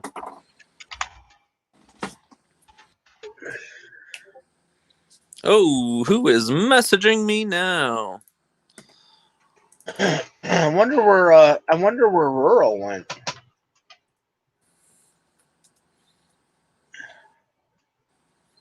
Mr. Rez was here earlier. I think he's out of here. I haven't seen him in the chat for a while. I'm just checking the chat's kind of slowing down a little bit too. It was going for a second, but we'll get some more. We'll get some more folks in. There might be some people. It's what 10 o'clock my time. On the day I was just texting my buddy, the one I told you who's gonna play Squadrons with me today. He says he slept all afternoon and he just got up a little bit ago. So I might have to do a late night round or two of Squadrons with him here pretty soon. I still haven't played multiplayer yet. On Squadrons? Yeah. It's pretty fun. Fleet battle. I'm still not a fan of fleet battles. I think everybody really just enjoys doing the dog fighting mostly. Don't get me wrong, fleet battles is still a lot of fun, but if you ever get the chance, fly the new B-Wing and the new TIE Defender. They're so much fun. And I haven't checked to see if they're available on single player yet. I imagine they are as options now. Because before it was just the regular ships, but ever since I added them to the game, I imagine you can use them in the campaign now.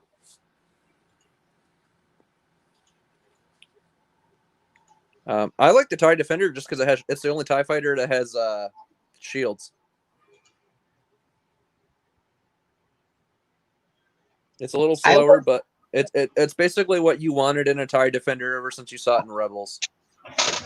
Right. Let's see. I wasn't a really big fan of the TIE fighters in any of the games because they're not easy to use and they're slow as hell. They're really not. They're fast, they're sleek, just like you want a TIE fighter to be. And they're kind of what I like the developers did do with them is they kind of made them hard to control, which is like you wouldn't think that's what you want in a TIE fighter, but when you start really thinking about the way they're designed, it's like this actually does make sense. Yeah, because I mean, like the speed, and we'll just ridiculous. Say, in Battlefront 2, because that's like my favorite fighter, Starfighter. Yeah, first time you play it in Starfighter Assault, you're like, whoa. And then like the TIE fighters, they're fast as hell, but man, they suck to control. They do because they don't have those shields like the X-wings have or the A-wings. Their weapons are weak.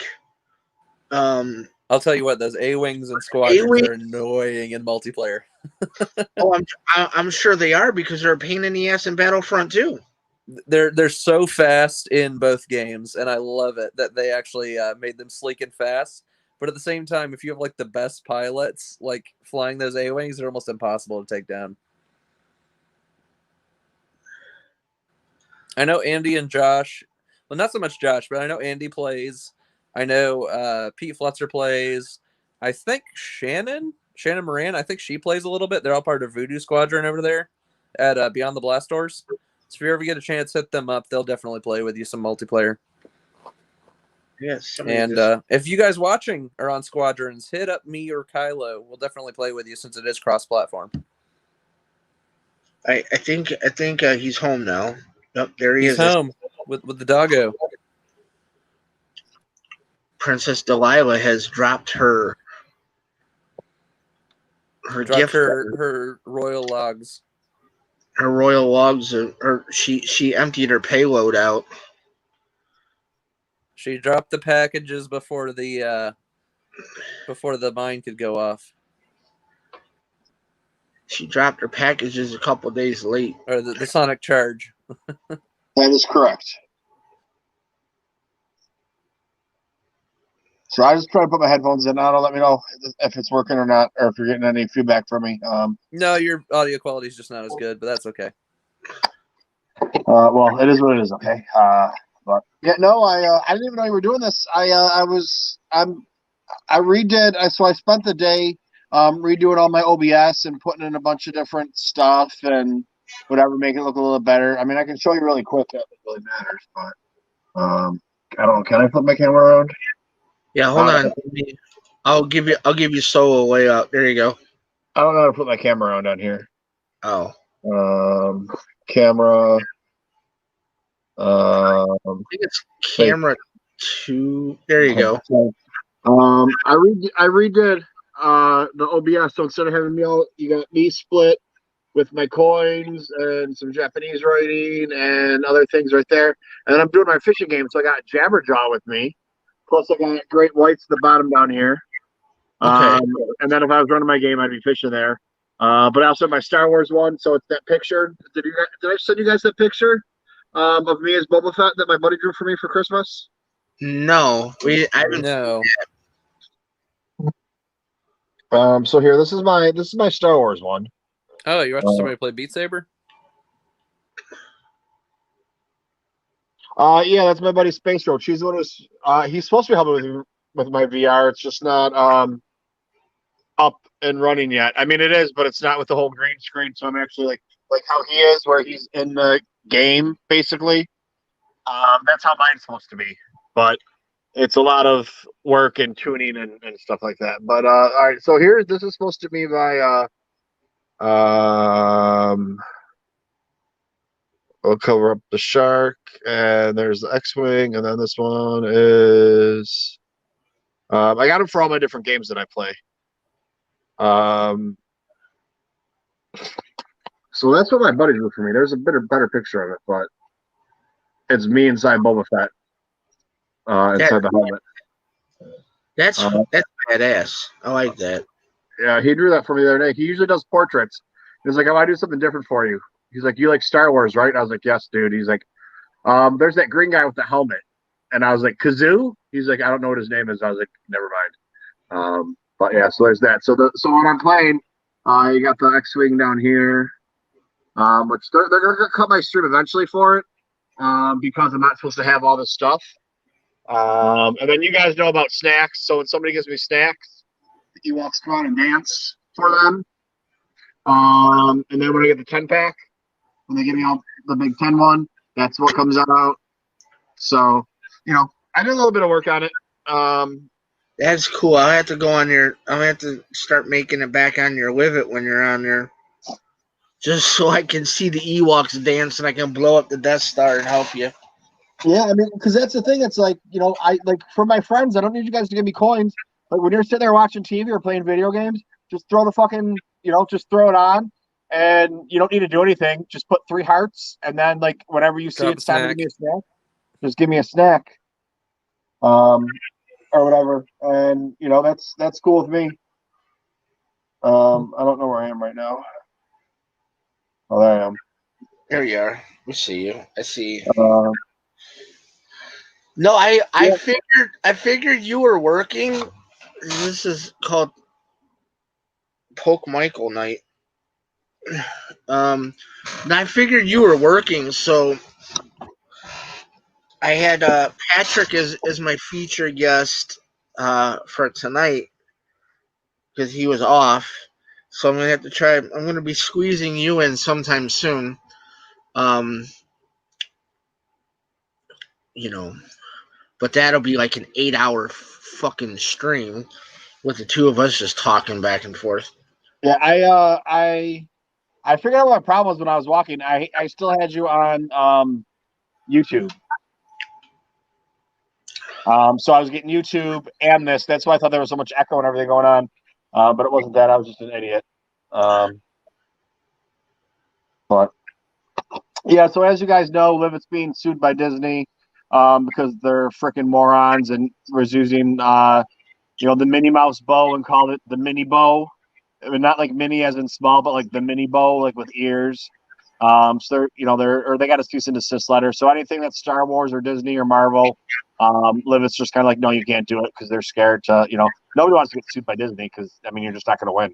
They're going to bankrupt you before you actually have a court case and give you 50 million, boxes of paper to do and shit like that. So, I need Livet to do good so I can get my free vacations around the world when COVID's over, if it's ever over. Like last year, they went to everybody, like they flew 50 people in the U.S. to New York City for Christmas, put them up in hotels. The year before at Halloween, they did it to L.A., but they fly people in all over the world, and so there's people from Japan and China and all the other places in the world that have Livet.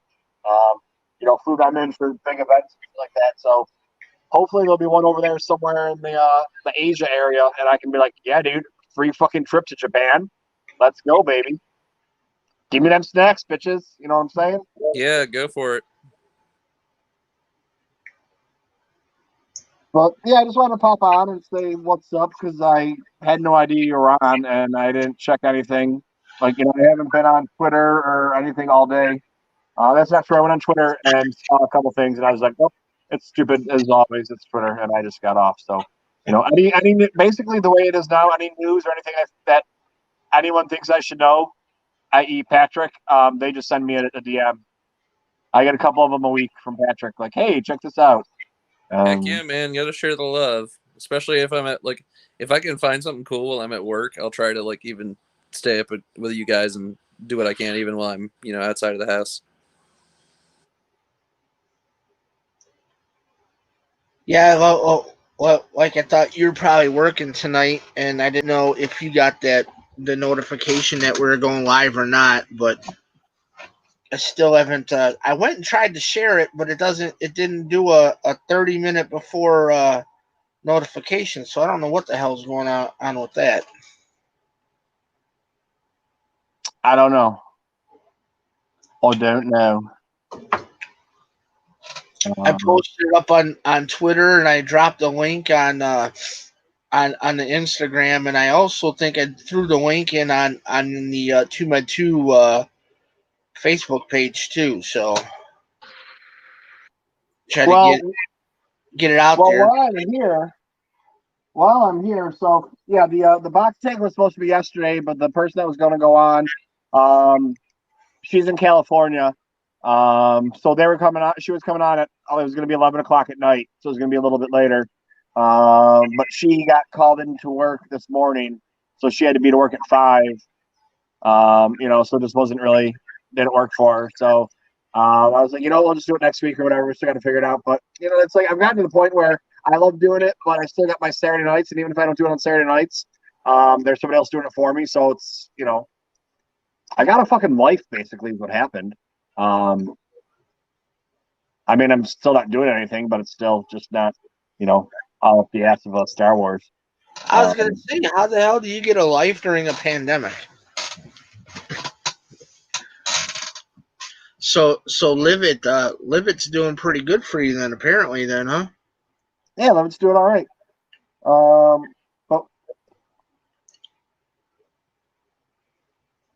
fuck are you? Oh, what's in the box? AKA bag.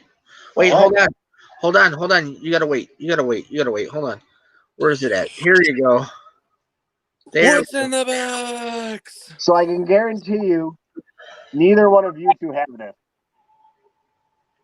Although there's a few different ones that have gone out recently.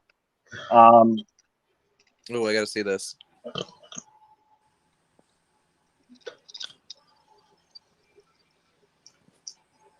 Wait, hold on. Let me do this. There we go.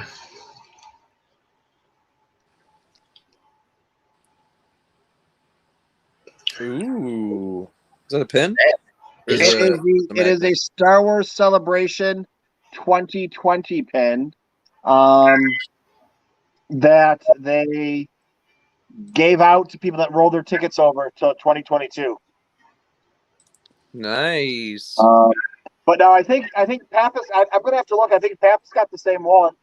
But there was other people that said they got different ones. So I'm not sure exactly. They didn't give like they must have just had a bunch of them and said, "Hey, let's give these out or whatever." But I figured, I mean, so that's the cool one. But then since Kylo is a collector of Funko Pops, and I do not collect Funko Pops. Well, I got this in the mail. So this would probably be the best show for me to put it on because I'm still getting a couple Black Series figures that I have for next week. But I got a couple. I guess we're gonna jump to what's in the box segment of the show. So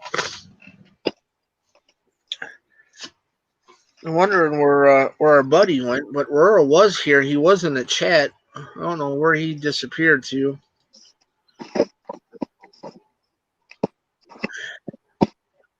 Unless his phone died.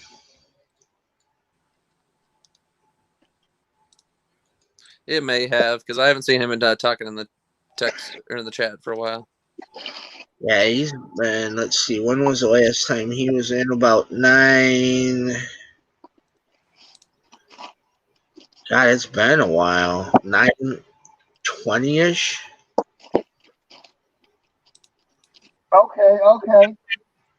So he's been out for almost an hour. What's in the box? What is it? It's a invoice. For? I didn't even know about those. That is cool. Oh, Black Series Porks. Yeah, I have those. They're very cheap, and you can get them in Walmart or GameStop. So I think so. I haven't seen them anywhere. The last thing I got that was small like that was the back when they called him the child.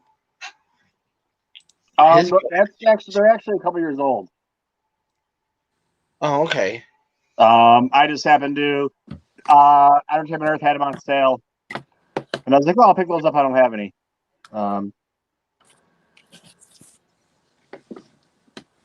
Very nice. All right, so let's see. I know I did get some stuff. Let me see. Let me pull out the Star Wars one because I got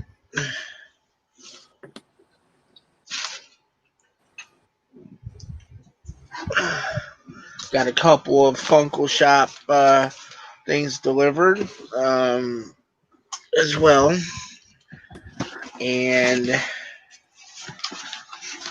the one that I got that's Star Wars related is going to be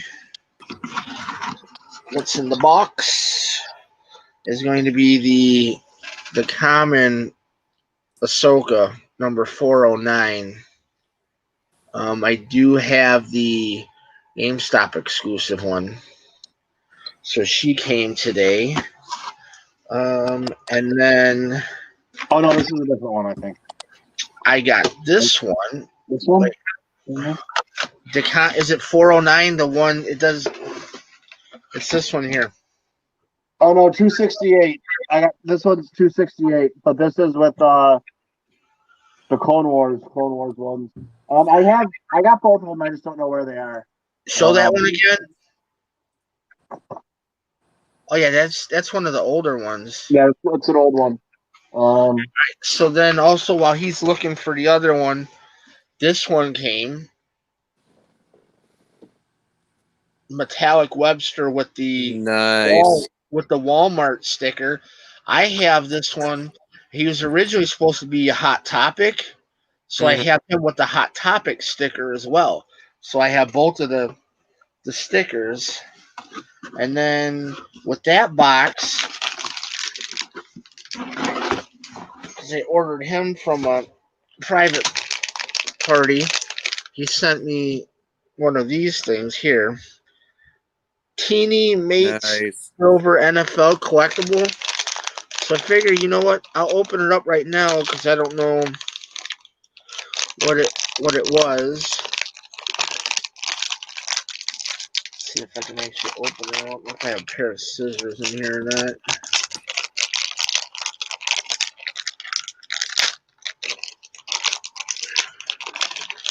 And I got, watch it be some shit team. While he's opening that, I will be right back. I have a head. Oh, of course. I got, although I'm not going to really complain because I got it for nothing. He sent it to me as, a good, kind gesture. It also has a puzzle piece in it too, apparently. I mean, it could be worse. It could be a Bills player. It could be a Super Bowl champion player. What? Super Bowl 3 times in a row lost champions. What? I got a Jets. So it came in a 2-pack. These little ugly ass things here. But I mean, I'm not gonna. So I got a Ravens one, which whatever. I don't even know where these are at. They come with puzzle pieces too. So I guess you eventually make a puzzle out of this stuff. And then I got a Ravens and I got a Jets player. So what'd you say about a Super Bowl championship team? Oh, the Bills are going to win the championship this year. Yeah, every time the Bills go, well, I mean, they might luck out because they won't have to worry about facing the Cowboys. I mean, it's been 30 years, so maybe, they have a shot. Yeah. But all right, dude, I got to take off. All good. All good. We do appreciate. Thanks for stopping by, Mike. We do appreciate you stopping in and saying hello. Yeah, I'm sorry. I didn't even know you guys were doing this. Otherwise, I would have tried to make arrangements. Well, I didn't know your work schedule, and if I didn't know if you're at work, so I wasn't really gonna try to press it. But I think this week we did it on Wednesday because Patrick was off today. And you've had previous history doing streams on Wednesdays, so. Yeah, well, the thing is I I did the one last week with Rural because it was before the holiday, but I want to get them maybe on Thursday because I'm off on Thursdays. Okay. So it'll give me more time because I had to hurry up and scramble. Like when I talked to you, and you're like, "Yeah, let's do it at this time." So I was like, "Cool, whatever." Like I'm down for whatever time. I just stop my side job, whatever, and then I had to scramble and hurry up and put that that thumbnail together. And then by the time I got that done, it was 7:00 my time, so an hour and a half. So I'm like, shit, I only have like an hour left where I can work. Because then I had to clean up and then, get in here and make sure everything was set up, like the, StreamYard was all good to go, whatever. So Thursdays, yeah, probably. So then this way we would go. Maybe I'll do Tuesday, Thursday. What do you think, Michael? Because I want to do 2 on mine because I do 2 on yours a week, or I'm in 2 of your live streams at least twice a week. So What do you think? Tuesday, Thursdays? Yeah, I mean mine's my Monday, work Saturday? schedule. I really have no idea with my work schedule. I mean, this week I'm working. I worked every day. Mornings. I'm working tomorrow. I'm off Friday, and then I work Saturday and Sunday night. And then I'm back to mornings the following week, but I work Saturday and Sunday night. I think then the next week I'm working all night, so it's all kind of you know. I think maybe like you go Monday, I go Tuesday. I go Thursday, you go back Saturday. So then this way, Fridays, um, if we ever get around to doing collecting with Kylo again, we can do those on Fridays. And then Sundays are just like whatever because we're both watching football or I'm working. So Yeah, dude. Sounds good to me. Gannon 136 or Gannon. I will see you later, Kylo. You have a great night, buddy. you too, bud. Thank Take care, brother. Peace. later. So what do you think, Patrick? How's that sound? Tuesday, Thursday for me to run? I'm thinking Tuesday, Thursday because Yeah, probably for you. I work most Tuesdays and Thursdays, so I don't know. I occasionally have a Thursday off. Generally, I don't know. Sometimes Tuesdays, every once in a blue moon, but it seems lately Monday. I think I was looking at my schedule. Mondays, Wednesdays, and Saturdays seem to be the new one lately. I was So also thinking maybe Thursday, Friday nights because I'm off both Thursday night and yeah, Friday. and And then, anytime I'd pop on stream, it would probably be after 10:30 if you're right. still going. But if it's middle of the Yeah. day, yeah, I won't be on. No, I wouldn't be jumping in until starting, let's see, around your time it would be probably like 9 o'clock, 9:30, kind of like tonight, if not a little bit later, like pushing towards 9:30, 10 o'clock your time. So I would still be going whenever you, but the daytime ones, those would be probably just uh probably like gaming ones, maybe if I'm even doing it during the day, or maybe like a Lego build or something, or maybe like a Wednesday night could be a Lego build. You know, I just like sitting and having a conversation. It ain't even got to be Star Wars. All the time. We do other things like what's in the box. Let's open this bad boy up. What's in the box? What's in the box? Because I have a couple left to do. So jump over here, and this way I don't have to do a separate video for them either.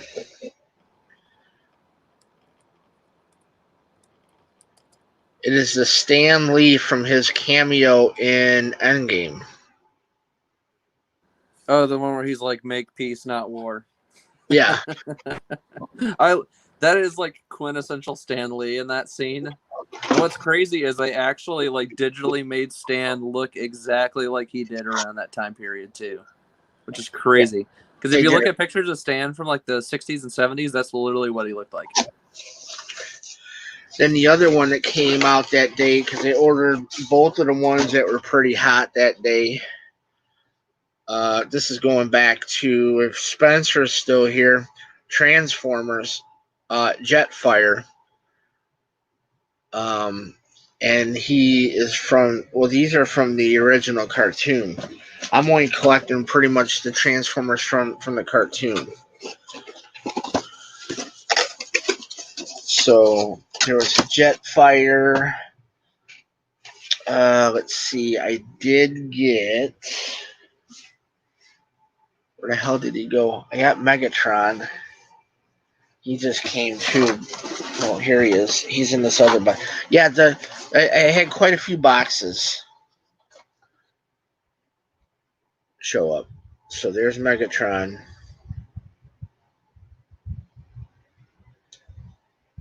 From the cartoon.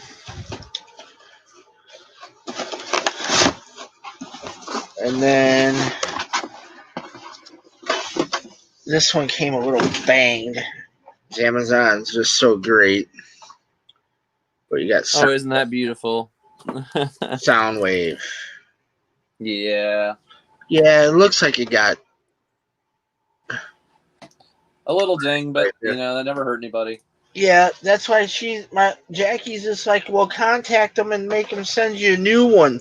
I go, they're gonna send it the same damn weight because they cut away from some of their packaging. Yep. And I was like, no, like this one's not that bad. I'm not gonna stress it. I'm not gonna worry about it because I'm okay with it. And eventually, I think maybe those might even come out and sit in front of them. Yep. Because they're gonna be in the other office now.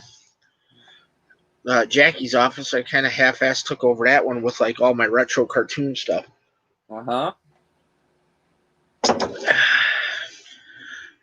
Let's see. Spencer's still here. He says we need to watch the new Netflix Transformers. Damn it. I just got rid of Netflix because I never watch it. I was paying like $14 a month for something I don't even watch. I'm still paying for it, but I'm splitting it with myself and my girlfriend, and now hopefully soon my mom. So it'll end up paying for itself in the long run.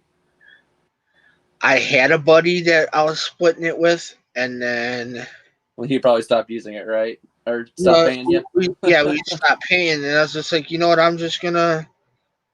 don't watch it anymore anyways, so he's like, dude, what the hell? And I was like, dude, what the hell? Get your own. Because I was paying for it and everybody else was watching it. Exactly. My daughter would be pissed whenever she makes a bag order because she ain't gonna be able to see what you call it. Because she likes Stranger Things. I think that's Netflix. Yeah. But I'm not paying for friggin' what was it, like 14 or some shit now? Like when I first got Netflix, It was like originally I remember back in the day when it was like $9 or $10. Shit, when I first got it, it was dirt cheap. It was like $5 a month. Oh my gosh, like that was old days. That's like when it first came out. Back when it was still video rental. Yeah, back when you get them through the mail. Oh god damn, I had that too. That was yeah, that was I think that was like $6 to do that where you order them and then they'd show up through the mail and then you send them back through the mail, send you an envelope or whatever. Yep. Man, that was back when they still had Blockbuster. I would just go to Blockbuster and get it, because it was rather than having to wait for it to come in the mail. Because they didn't have Redbox yet. Which I think the Red boxes are even starting to die off. Yeah, I think we're at a point now where we're just streaming and so lazy from home, even during COVID. And I imagine with Redbox, like you have to touch everybody's discs. I imagine that's like very, that's very anti-COVID right now. So I think most people, if you're playing it smart, you're gonna stay at home and just stream it, pay a little extra and stream. And in the end, you're probably saving money by streaming, honestly. Right. Overall, I'm pretty sure you are. And then when you're streaming, there's no due back date either, or rental fees. Yeah, or that. Well, I mean, rental fees come out to your membership, but still, but you can watch to your heart's content. Right. You can jump around and watch 4 movies in one day, which would blow past your membership in comparison to rental fees. Yeah.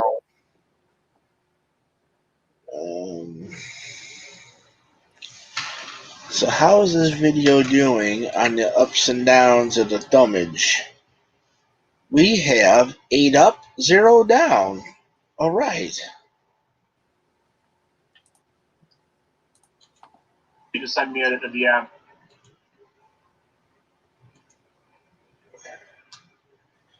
Yep, it looks like, we're 8 up and 8 thumbs up, 0 thumbs down. That is awesome. There you go. That's because cancel culture hasn't shown up yet. Oh, that's true. Okay. Need to I watch know the new Netflix Transformers, Spencer. I have not seen it. And I've never been a Transformers person until the Michael Bay movies. And everybody who tells me you like the Michael Bay movies, they're like, no. Animated old school Transformers is still the best. And I'm like, okay, I trust your word on that. Have you not watched any of them yet? I might have watched like one episode when I was a kid, but everybody says the lore behind it's pretty good. If I you grew take up as a some Power time, Rangers kid, man. I didn't tell you that, but yeah, I grew up on Power Rangers. well, you're what you're mid '90s, baby, right? I grew 90. up on late 90s, early 2000s Power Rangers mixed in with some old school Mighty Morphin stuff. Okay, so you were all right. So you're what midnight '94ish. 94 is when I was born, but I really grew up around the turn of the millennium. Yeah. So you were Power Rangers was like the hot thing for.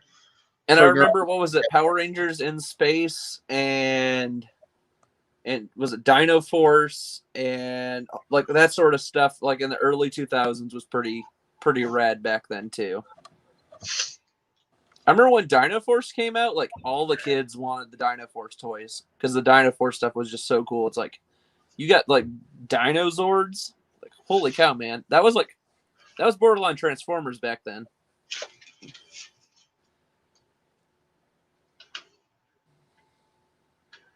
Yeah, I can say I did not watch, but then by the time those were coming around, early 2000s, I was. And I didn't realize until much later on that a lot of the action sequences were actually from the Japanese show. Some of them were, and then it was just like the regular normal shots they'd redo as English dub with normal American actors or Canadian actors, whatever it would be. And then they just stitch it all together, and it looks like one cohesive thing.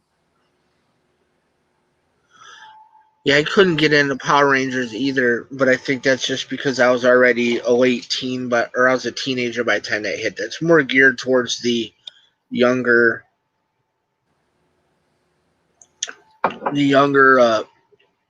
folks, younger audience. Good shows, though, from what I understand. If that's what everybody came up at watching, but Yep. I'm trying that's to remember. It's like your generation. My generation, we came up on He-Man, G.I. Joe, Transformers, Thundercats. We actually had Saturday morning cartoons. We still did. Yeah. Okay. It's this newer like 2000 like late 2000s, early 2010s generation that they just kind of got away from that. And Cartoon Network and Nickelodeon have changed a lot. Like a lot. Like it's almost not even recognizable anymore as the same brands. Well, here's like dating my generation was MTV was nothing but music videos. And then by the time I saw it, it was like a mix of music videos and TV. And now it's like all TV and hardly any music videos. I think when you were born, it was music videos through like late night throughout the day. Then like around, I want to say evening time, they had like Beavis and Butthead and Daria, and then it went back to videos. And after a while, then it started becoming like reality. Reality TV is when it really started to like the horrible reality TV. And then after that, I guess it's. Do they even play music videos on MTV anymore? If they do, it's very rare. Like at what, like 3 a.m? Probably. It's probably only the famous people everybody knows because that's just what's clickable. Right. Because everything's about clicks these days. Cartoon Network. I remember VH1 growing up. VH1 was still doing the music videos. Even though they had a couple shows, kind of like MTV, they still kept with doing music videos, which I was pretty cool about that. Yeah, because they had, what was the one show? It was the, MTV had the Unplugged, but VH1 had something similar to the MTV Unplugged. Yeah. I forget what the hell they called it, but we watched the hell out of MTV VH1 back in the 90s. Mm-hmm. Because it was like, hey, look, we'll put this music video channel on. Well, shit, we've seen a music video 50,000 times, but we're just going to listen to it while we're doing whatever. Yeah. You know, so it's pretty much how we spent, our time, but kind of miss those days when you could just turn the TV on and catch like a music video, and even like when they're doing like that, like the new release videos.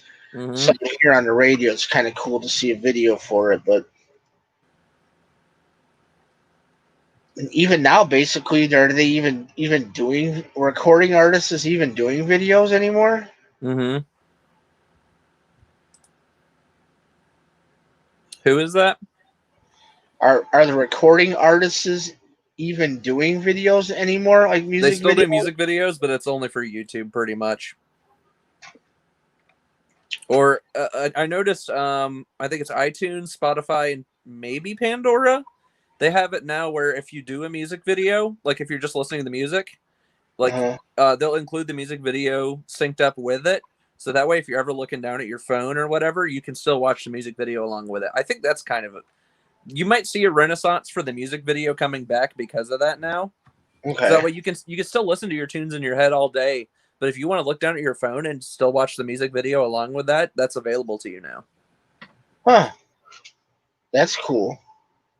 I think if you go maybe even Google Play does that now too.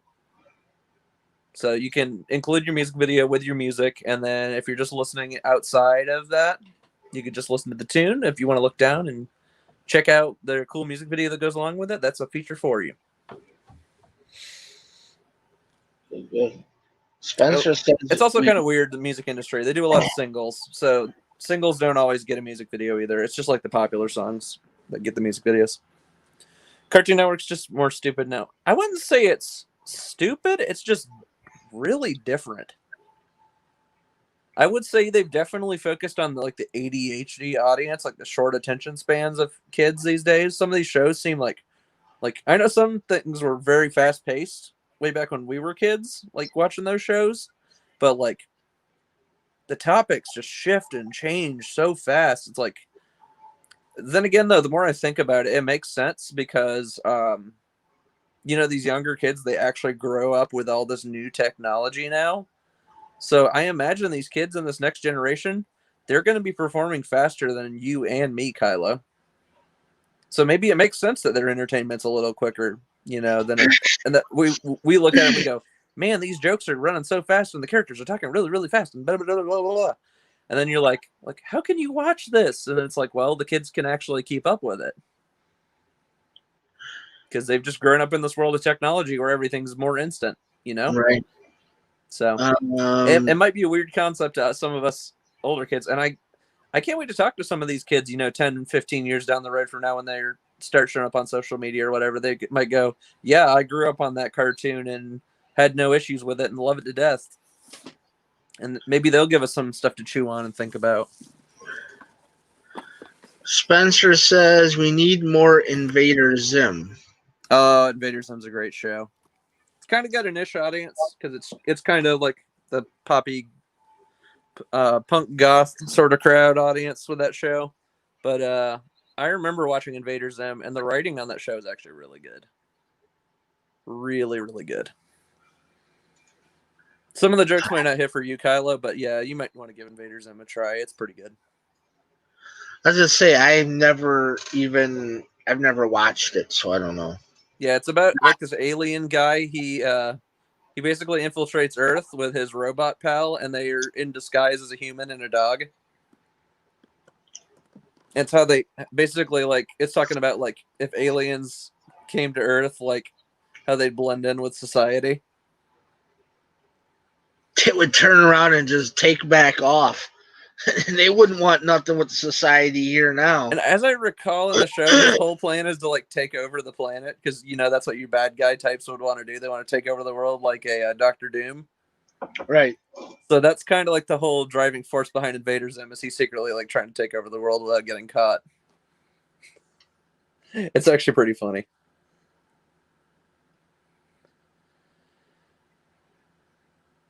All right, what's next? Let's see. Anybody got any questions out there? Anybody out there in the chat? Spencer, you got something?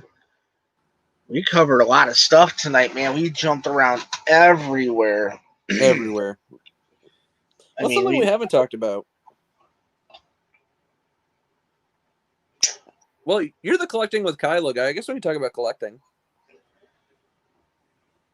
yeah. I mean, we haven't talked about. Michael jumped in and we talked a little bit about. Well, he showed off his porgs and whatever. And I know I took a picture of it because I was using my laptop, or not my laptop. Yeah, I was using my laptop last week, and my webcam doesn't like StreamYard. Mm-hmm. So I normally use my phone if I want to get on, but at the time I was talking to my girlfriend last week. So if you guys didn't get to see this, I did get the recent 332nd Ahsoka Trooper. Walmart was awesome and sent me two, even though I only ordered one. So I don't know if they accidentally sent one and might have substituted the second for another fig I was supposed to get. Or maybe I got double charged somehow. I don't know. But now I'm the proud owner of two of these bad boys. So Which one is it? Here, hold on. I'm gonna. it's the Ahsoka Trooper from Clone Wars Season 7. Sorry for all the glitter guys. So if you recognize that from Season 7, that's there. You can take off his comment if you want to. Yeah, It's pretty cool paint job. I might do a giveaway on the second one. We'll see. Just kind of depends on what everybody's up to, and we might figure that out. But yeah, I definitely don't need two, unless I plan on. I might do like the guys do over at oh gosh, what's that show called? I haven't watched them in so long. I can't even tell you. My favorite two guys from California. I'm trying to remember their names. They do the pins. You know what I'm talking about, Kylo? No. I'll remember them. Anyways, Alex Backus from that one show. Yeah. They have this rule where they'll buy two of any figure, keep one in the box, and then take the other one out to play with it. It's not. You're not talking about the Holo Chronicles, are you? No, not Holo Chronicles, not Andy and Josh. I'm talking about these other two guys I know from California that they do a Star Wars show too. I think Josh. Black Series Rebels. That's their names. I got a cool retro Mr. Sinister doll a week or two ago. That's cool, Spence. I need to get into Black Series. I've decided I'll start getting some more of my favorite characters. Yeah, with Black Series, I highly recommend you get your favorite characters. Maybe a couple niche side ones that like maybe you think, oh, that looks cool, but if you're gonna collect Black Series, know is number one, it's very, very expensive. It's like $20 to $25 a fig. So just letting you know you're getting hot water there. The moment you buy 4 or 5 figs, there's $100 right there that fast. So tread lightly, and if it's a highly collectible one that hasn't been re-released in the archive series, it's gonna run you up a couple pretty pennies because the eBay market is high for those. One fig could cost you $40 to $50 if it's more rare. If not more. If not more. Exactly. Especially first editions or con exclusives. Good luck. Could run you over $100 for one figure. You did repackage a Thrawn. Yeah, I need to do that because I didn't buy the first edition of Thrawn like I was planning. So I need to order that either through Entertainment or Walmart or whoever has that. I want to say, is that Entertainment Earth that has the repackaged archive Thrawn? I don't remember. I don't know. I'm sure Entertainment Earth has it. And if not, I could probably get it on Dorkside Toys. You buy anything from Dorkside? From who? Dorkside? Dorkside Toys. They do a lot of like the cases, like ordering cases of like a wave. No, actually, I haven't ordered anything from them. I've never even heard of them. I think they do loose figs too, like Entertainment Earth. Okay. So and I think they do loose figs of like new stuff too. So they'll unbox some and send loose figs too, or if they can't sell them, they'll unbox them, loose them, and then sell them as is. Or if it comes in damaged, the box is damaged. And at some point, that's a good place for Entertainment Earth. Yeah, that's your first purchase from them. I didn't purchase anything from Entertainment Earth until the Bo-Katan pre-order I just did a week or so ago. I've never bought anything from Entertainment Earth ever. I've either bought through Amazon or Walmart.com, or I don't think I bought anything from Dorkside yet either. GameStop. I bought Snoke from GameStop, which that was a hassle. If you know anything about working with GameStop.com, it's a pain and things get pushed back a lot. So they'll jerk you around a bunch. I'm sure Kyla knows all about that with all those exclusives. GameStop, yeah, They're not the best people to deal with. no. I watched my Snoke pre-order get pushed back like 3 times within like a couple weeks. It was not fun. And I thought it was so funny because that fig came out, and then like after Last Jedi came out, the price on that fig dropped so fast because the character got killed off. And then somebody was dumb and stuck a 50% sticker on it, Kylo. So look at Snoke, half off. It's literally like $20. So that was pretty funny. I still have that figure around somewhere. That's one of those ones I was so happy to get my hands on because I thought I was going to sell out stupid fast, and it did. But then they did a couple re-releases of it once they had more stock available. So they're definitely easy to get now. And it wasn't just the Snoke fig; it was the Snoke with the throne. That's why I bought it, because it came with the throne. Oh, that one. Okay. I was gonna say I've seen that one at GameStop, and it finally went on clearance. And then when I went to go get it, it was already gone. Yeah, it's a pretty good collector's item. I've got some good stuff still. I used to do the old Force Friday events for Toys R Us, so I've got a couple Force Friday stuff with the beautiful TRU sticker exclusive on it. So you can't get those anymore because Toys R Us is barely still operational now. They just relaunched their company with a new owner, and they only have 2 locations, one in Texas and one in New Jersey. Or up in Canada. And if you want anything Toys R Us related, they're just doing minor stuff. I don't even know if they're doing Star Wars anymore, but I don't know. It seemed like every time I went to Toys R Us, anything that was there, the price would never drop. And anything that did stay on the shelf had dust on it. Oh, yeah. Almost always. I did get an okay discount on a Rey fig. I got a Rey exclusive that had a little box that had a little Velcro attachment. You open it up and it was displayed inside the box. So that was pretty cool. I've got some good stuff over the years, some loose figs and stuff. Mainly 3 3/4 inch stuff from Toys R Us. I'd get around October when Force Friday happened.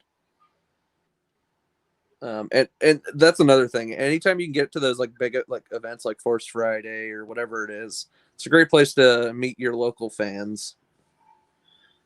So anytime I went to one of those, I met new people every time and chatted up with them. And it's cool because you always see the same people at those events every year after year, because everybody wanted the exclusives. The last Force Friday that the Toys R Us here in town had, I went to, and man, I bought all the exclusives that day because I was like, it was Star Wars stuff, and I had the money for it, whatever. And we went, and it was at midnight. Yeah, always at midnight. I loved it. Because at Toys R Us I was only able to do it once because we went and did it, and then the following year they didn't have it because they were shut down. Yeah, they did it for Solo. There was talk they would do something smaller for Solo, but they ended up just never doing it. Yeah. But yeah, I went to the Last Jedi one as well. And what sucked is I didn't get the poster. They didn't have any posters in time. They were supposed to have them shipped to the store, and I didn't get one. So I was like, dang. And then the shirt size they gave me was wrong. I got like a medium. We ended up having, we got 2 of the posters, and I have them both hanging downstairs. And then you have a buddy who wants one. I will pay you. That was the one we got. It was with the Gorilla Walkers. With the Gorilla Walker, yeah. And as soon as they announced that was coming, I was so excited to get my hands on it. Just so depressed when I didn't get one. The T-shirt sucked. We ended up getting a couple of those because I saw the T-shirt, but I didn't get the right size. We didn't either, or not at least one for me. It was me, Jackie, our friend at that time, and then my daughter was there because we had her the weekend it happened, so she got to experience like the midnight for Force Friday deal. Did you have a lot of people in there who rushed in the door when they opened too? Yeah, That is the best feeling. It's like Black Friday, but it's only for Star Wars. I love it.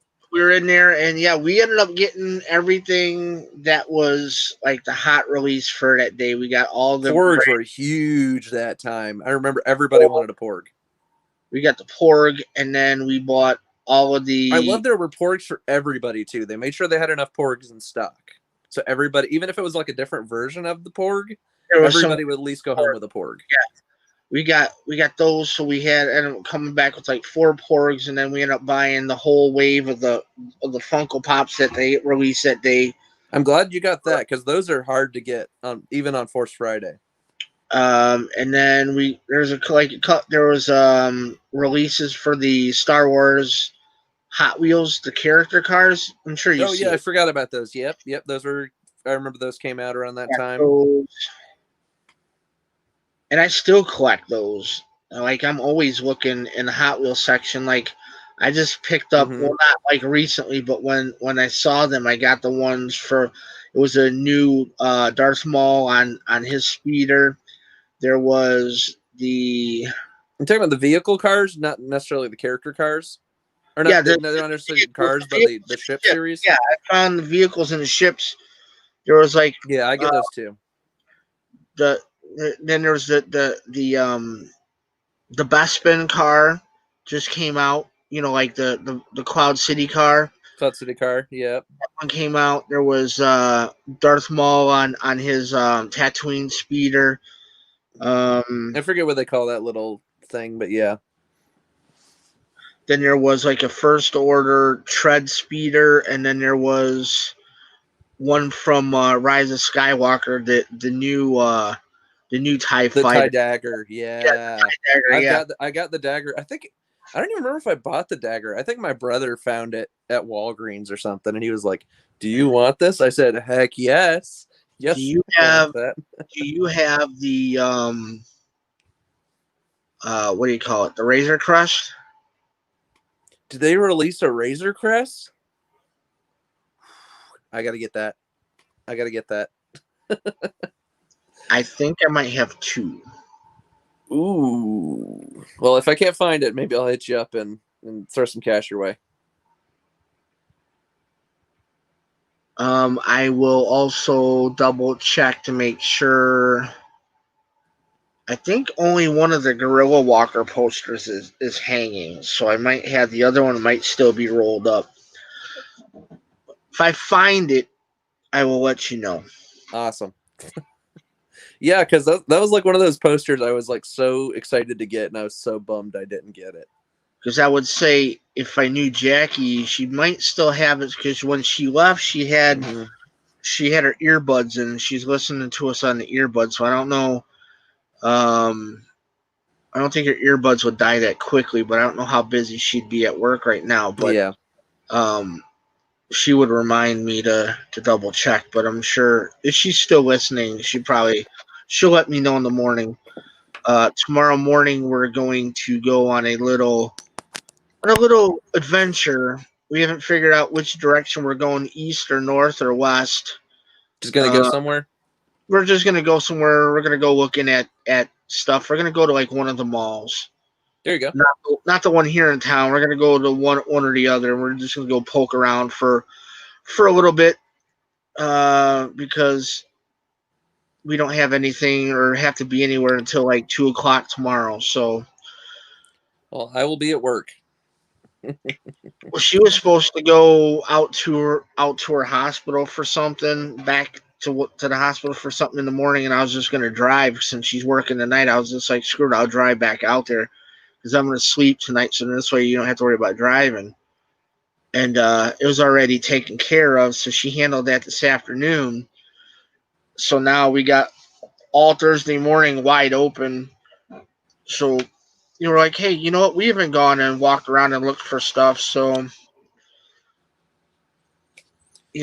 I'll keep an eye out for anything rare and whatnot. And if I definitely see another Razor Crest just for the hell of it, I'll just pick it up. All right. Well, my girlfriend's buzzing me, so I will have to call it a night with you guys. And thanks for having me on, Kyla. Yeah, not a problem. I guess we'll wrap it up because it's almost 11 o'clock here, and I'm sure it's almost midnight here. Yeah, almost midnight for you. So I'm sure we're at 2:25. We've had a long stream, so we'll be back. What's today? Wednesday. Yep. Maybe I don't know. I might be on tomorrow night. I don't know. Maybe I'll do a. It depends. If not, then at the very latest, I'll probably see you Saturday. I'll talk to you before then, though. Yeah, I should hop on Saturday. I'm off Saturday from work, so you'll probably see me on that stream. So over either on Mike's channel. Yeah. Either way, I'll see you, or I'll talk to you before then, anyways. Yeah, for sure. Because if I find another Razor Crest, I'm just gonna buy it. So then this way, I don't have to try to find it. Yeah. And then I'll just let you know, and then we'll handle that one way or another. But yeah, and it's not like I don't work for Tall Fart, so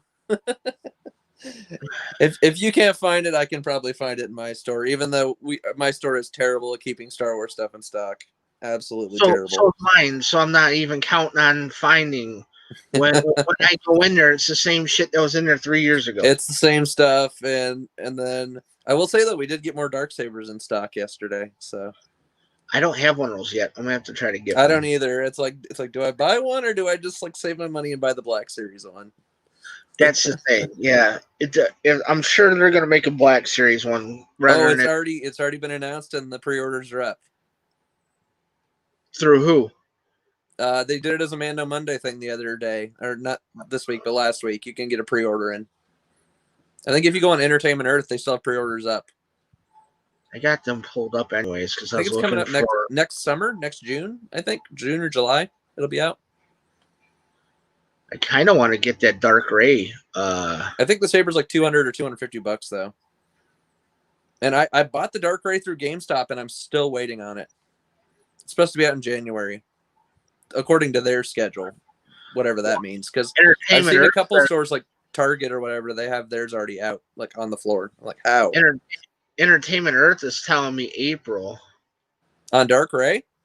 Yeah. They pushed her back? I just scrolled away from her. Let me get right to that. Yeah, and I need to message my buddy and see if he can get me my Obi-Wan Saber I pre-ordered. Star Wars: The Black Series Ray Dark Side Vision is 6-inch action figure coming April 2021 for $20.99. I hate to leave you, buddy, but I gotta go. All right, man. You jump up out of here. I'll talk to you later.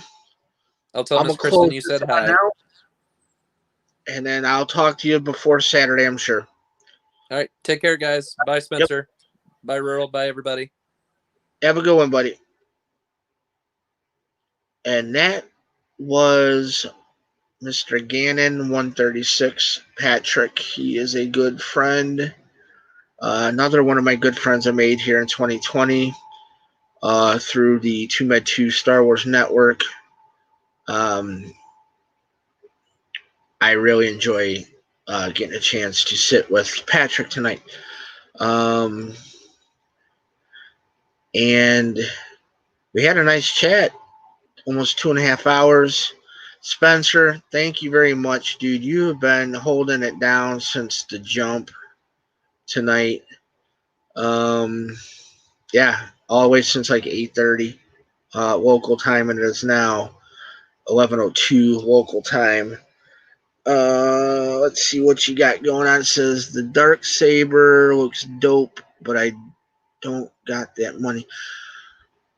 I really ain't got that kind of cash to throw right now. It would be something I'd have to save for, and I would, but I'm sure I'll see something else I probably want instead. You got any questions? Anybody out there got any questions? I can answer a few questions before we roll out. Let's Let's see. And I don't have anything else to show of what came in the box or anything. Anybody else wants to jump in as well? If anybody wants to hop in real quick, there's the link in the chat. Go ahead, jump in.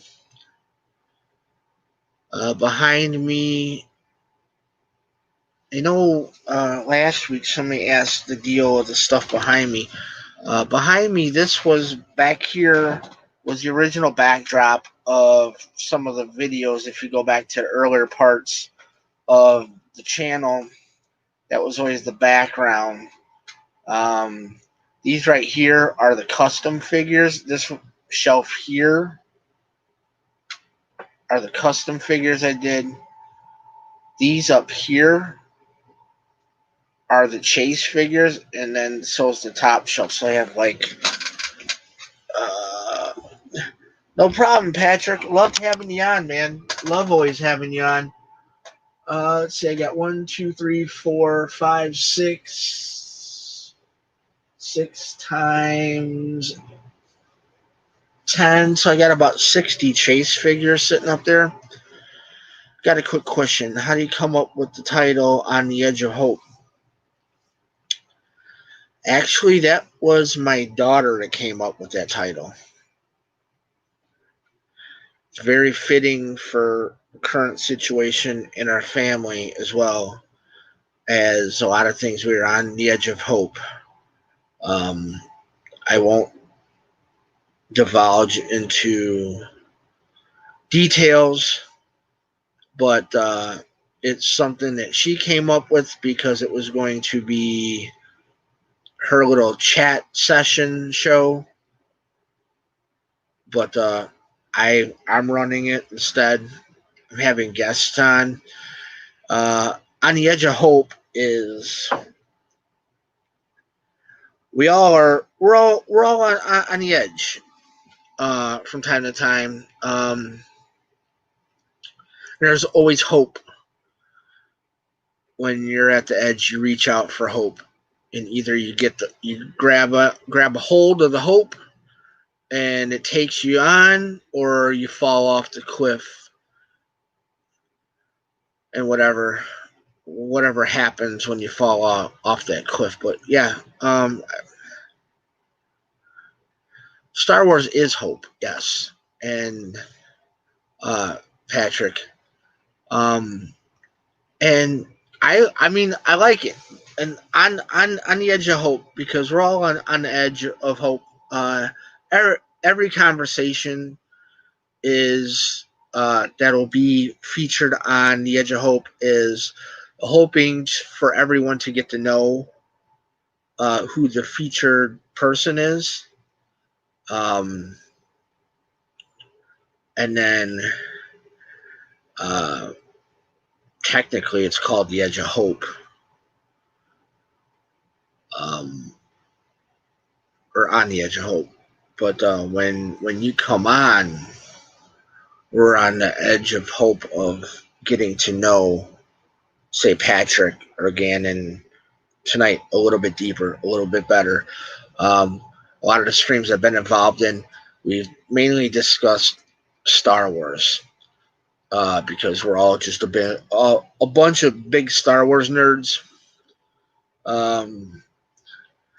I like to discuss Star Wars. I like to discuss Marvel because I'm a big Marvel nerd, Star Wars nerd. Gaming, I love games. I love playing games. I love the game. I'll talk about anything, man. Current shit going on, the pandemic. I mean, you name it. Well, I mean, we could talk sports. We'll talk football. I'll talk football with you. You know, I talk family. I talk my dogs because I am a pit daddy.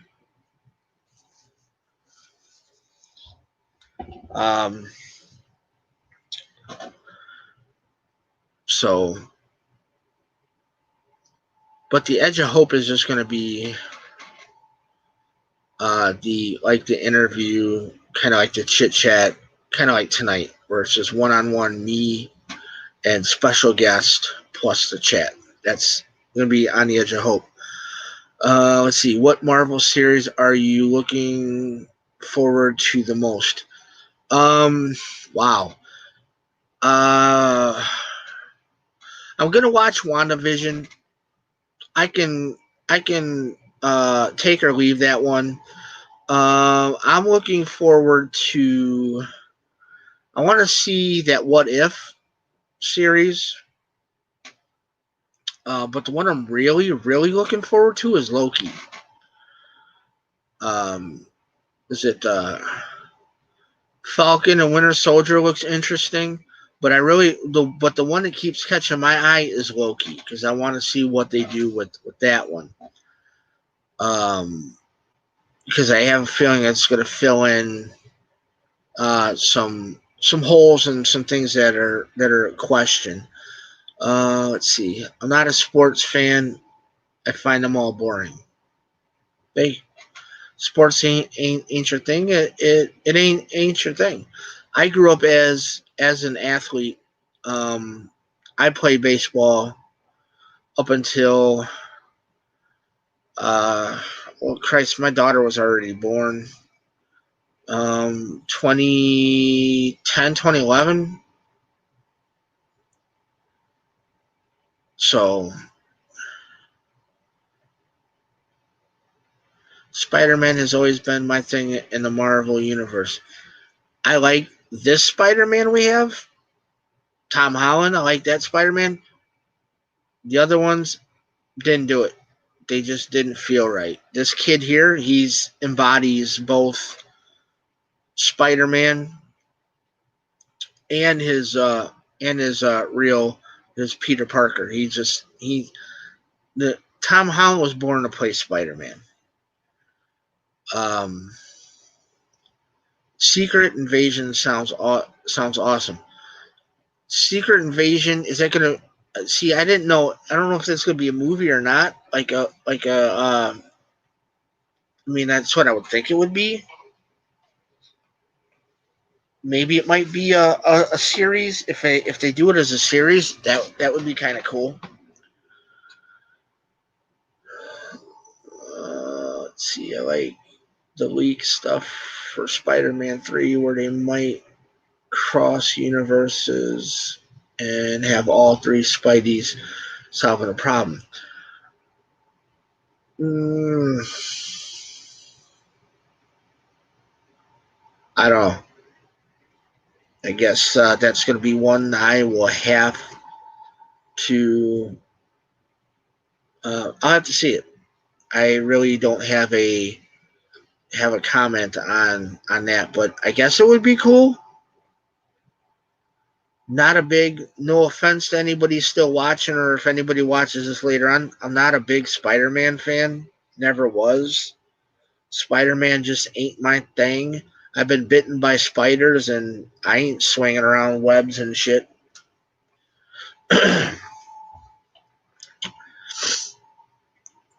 um,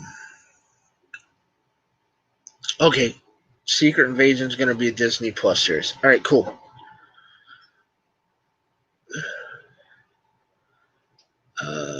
Let's see. Let me scroll back here a little bit.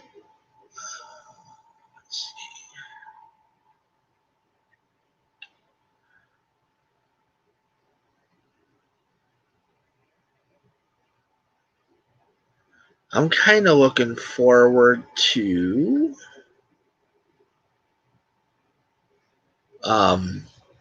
what is it? Thor, the new Thor movie. Is it Love and Thunder? I'm looking forward to that. Hopefully they regain Thor as to be Thor. Old man Toby, adult Garfield, and teen adult Tom Holland. All right, if they do it that way, that would be cool.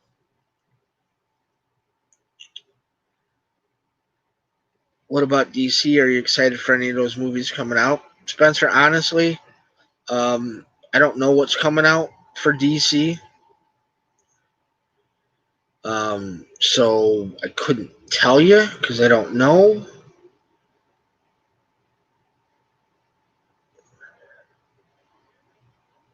supposedly Garfield's Electro, Toby's Doc Ock, and another villain in the MCU will be facing all three. Oh wow, yeah. Then that right there, this right here, will make this a badass movie. But where would Venom fit in?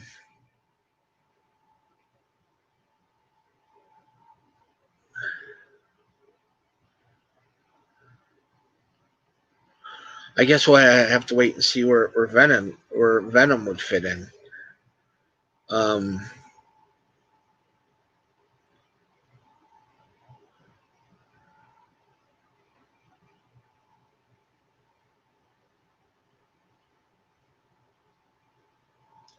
yeah, I don't. Yeah, I agree. I don't know where he would fit in.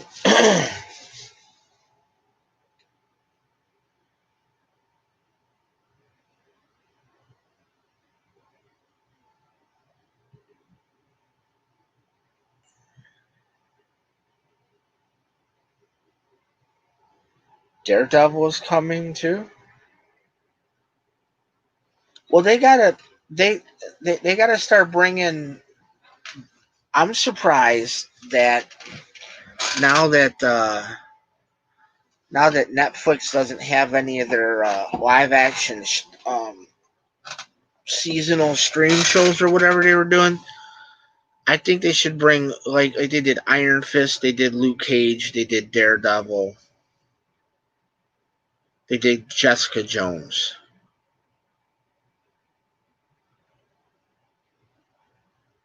That's your Defenders. Why don't they make a movie, Marvel's Defenders? Why don't they make a Defenders movie?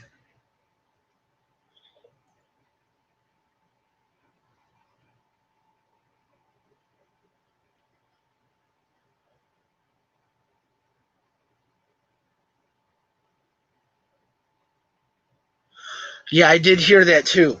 Or I did see him say that Doctor Strange into the Multiverse of Madness will tie in with Spider-Man 3 and that's also supposed to tie in with WandaVision,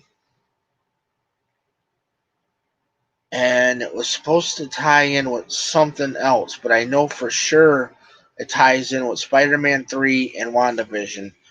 And I don't know if it's going to tie in. It might tie in with the new Avengers movie if it becomes. Um, rumor was the new Avengers movie would be something like the Secret War.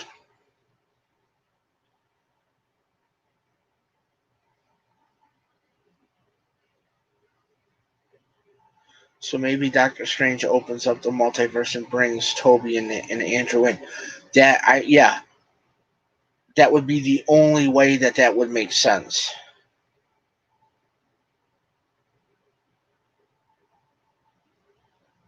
A live action Spider Gwen in 3, yes. There was they already kind of behind the scenes slid her in and Far From Home.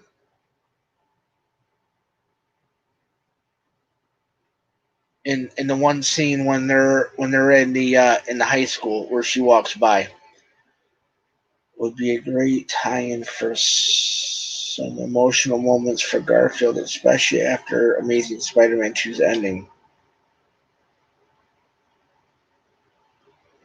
Especially how it ended.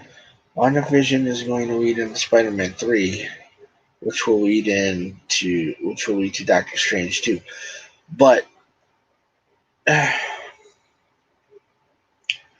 I wonder if Doctor Strange 2 is going to be precursor for Spider-Man 3, because Doctor Strange is going to have to open up the multiverse before you have these other two older generation Spider-Mans come in. Just my thought. I mean, that's how I think it would work out.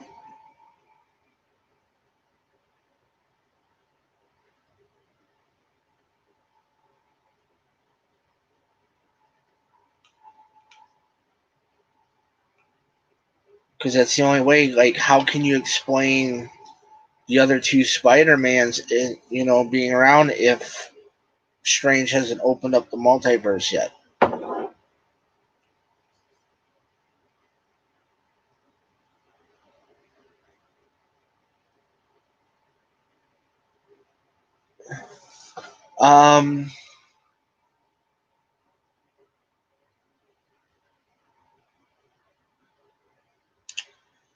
I'm trying to think.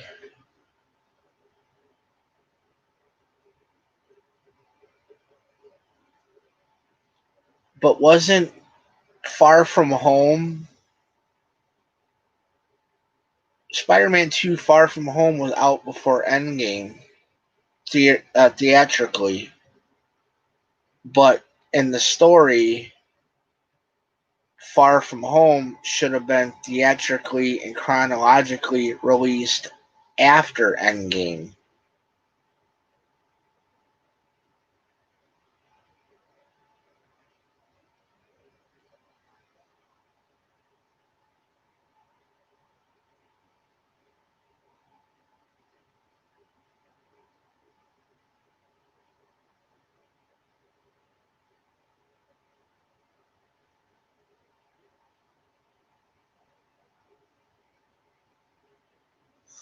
I'm sorry. Then I got it mixed up. I thought Far From Home came out between Infinity War and Endgame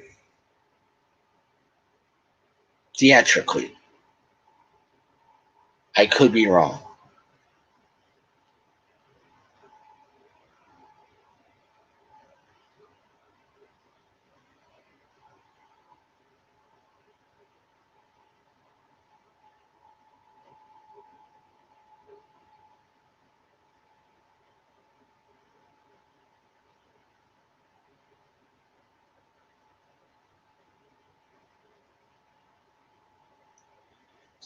And doesn't I think WandaVision comes out in January, so all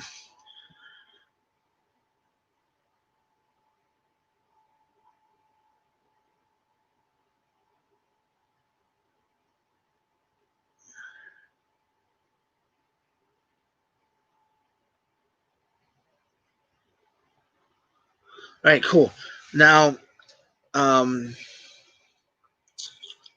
are they gonna roll WandaVision out week by week like they do the Mandalorian, or are they just gonna dump the whole thing? Because I don't know how they were gonna set that up to be scheduled to if they're gonna be a weekly show.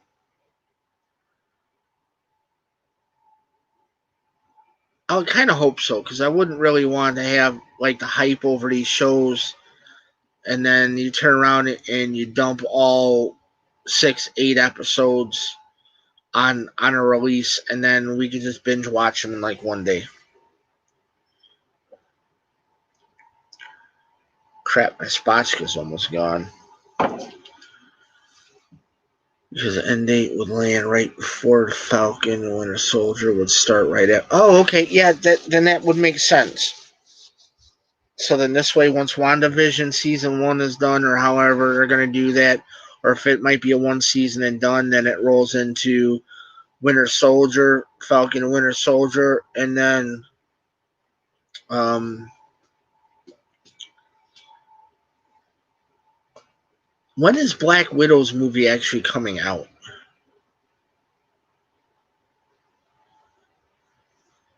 Well, when's Loki drop? Because I figured Loki would come out after Falcon and Winter Soldier. But you said the Winter Soldier.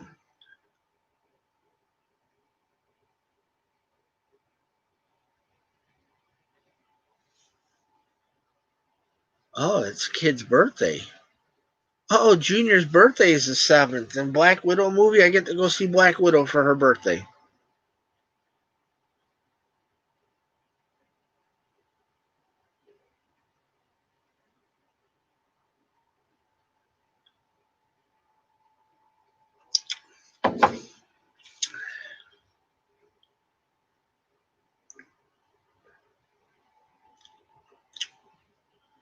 Well, something's got to fill the void until Mando season 3 or the Book of Boba Fett comes out. I need something to watch. Something's got to come out to be watched. I have to have set time. I look forward to Fridays for Mando Fridays, but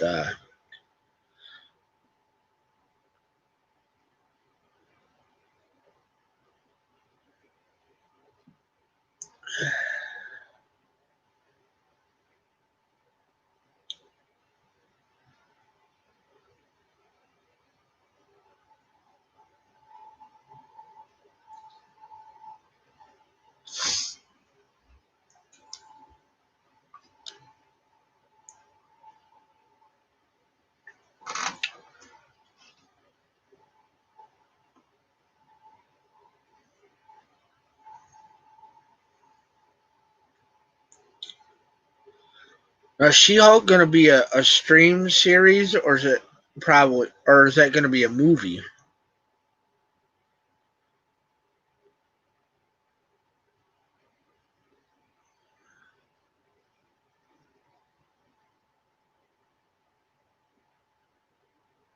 I think Eternals is going to be an interesting movie. I want to see how they do that.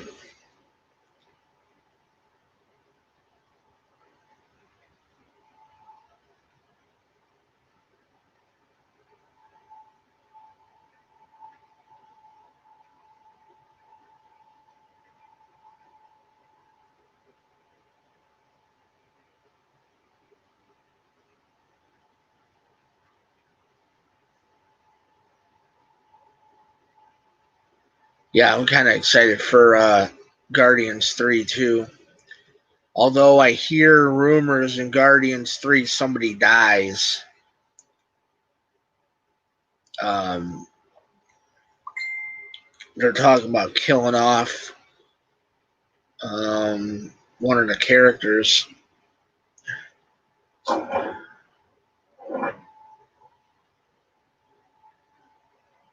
I heard a rumor that they're going to kill off Rocket in Guardians 3.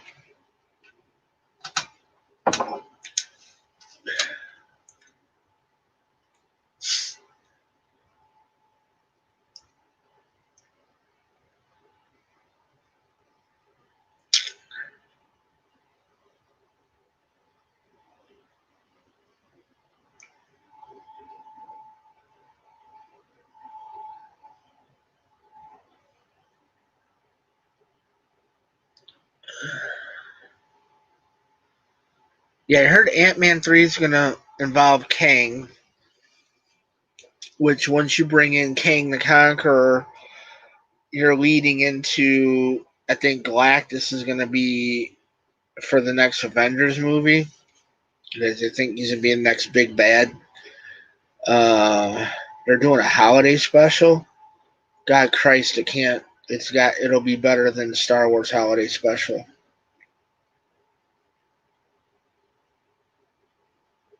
Oh, Guardians is getting a holiday special. Okay.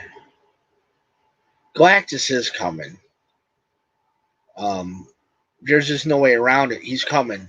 Galactus will be here. Here in, I want to say, Phase 4.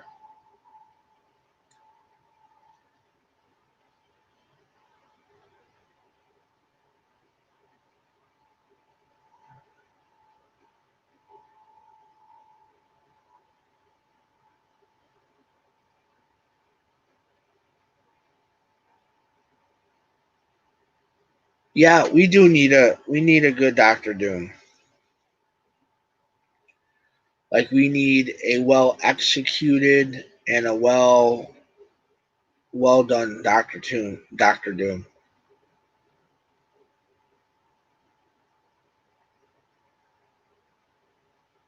Yeah, that's a good idea.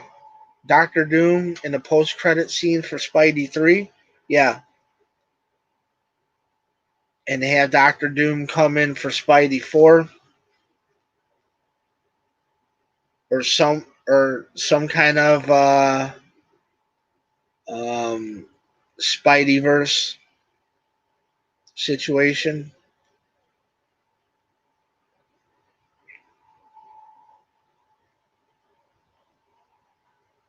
Are they Is there going to be a new Fantastic Four?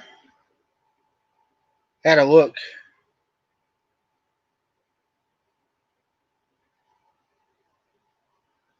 Who would Doctor Doom team up with, though?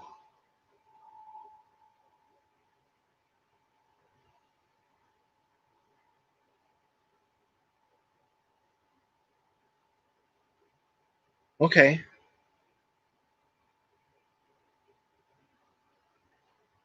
How would you like the dude who plays Gideon to play Doctor Doom?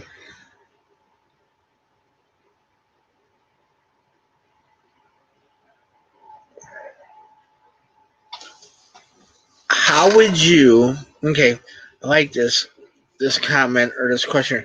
How would you like the dude who plays Gideon, Moff Gideon, to play Doctor Doom?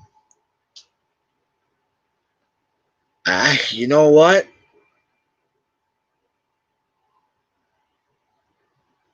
Yep, I can. I could be okay with that.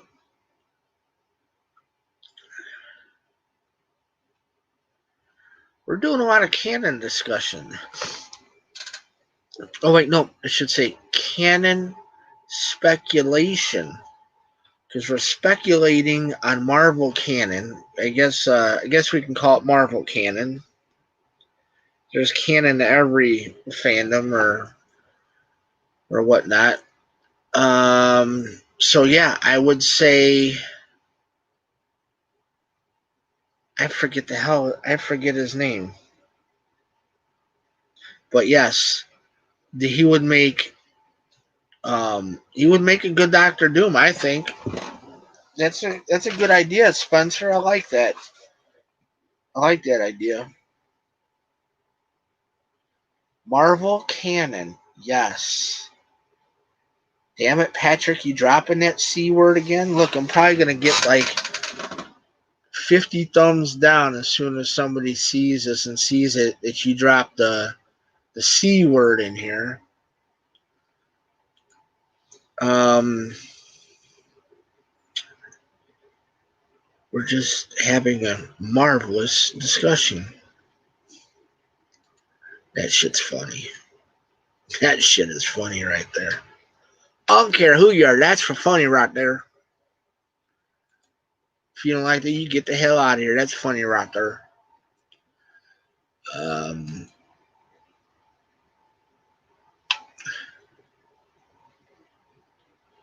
Trying to get caught up with this chat.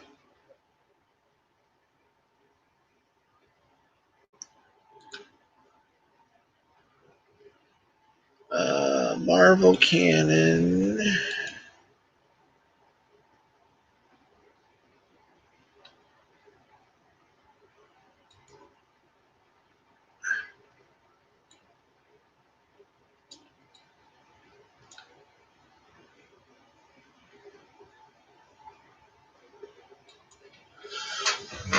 Let's see. We got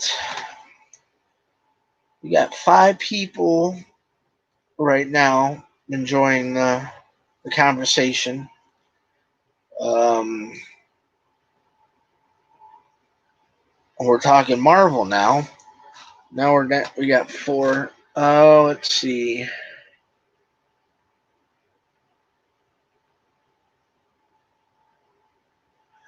I'm thinking.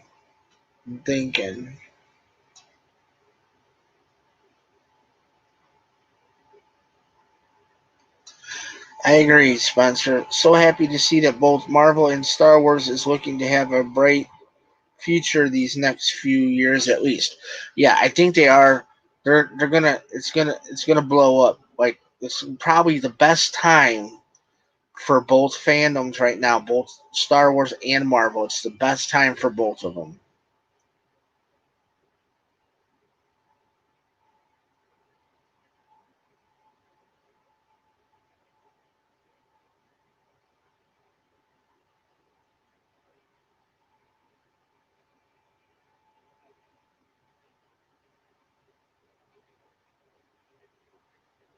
Um, you think they're saving one for Fantastic Four since that was his? So are you talking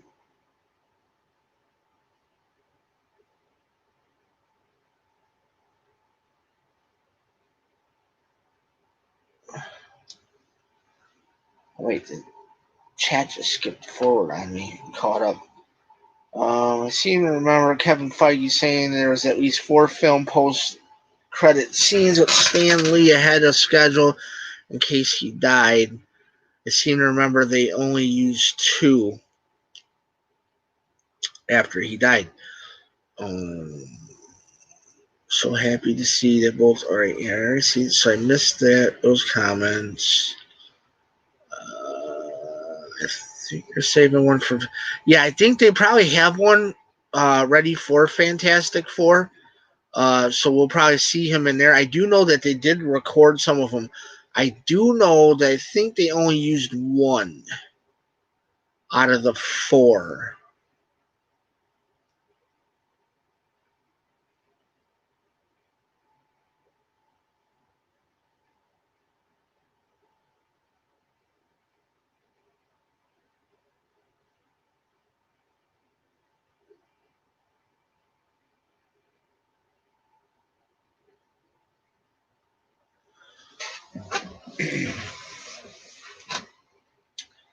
No, they did say that there were a couple of them. They used 1. They used the Endgame one.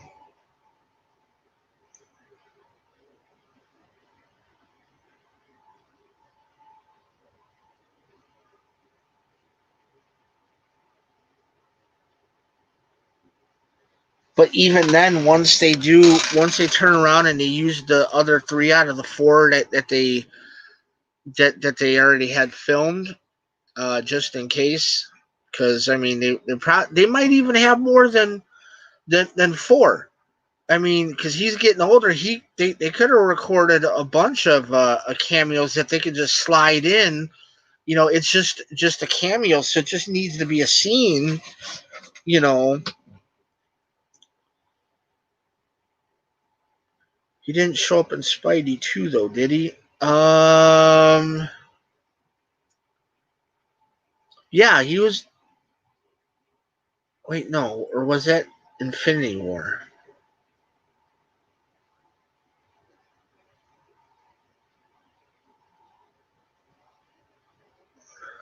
I think he did. I think he showed up in Homecoming.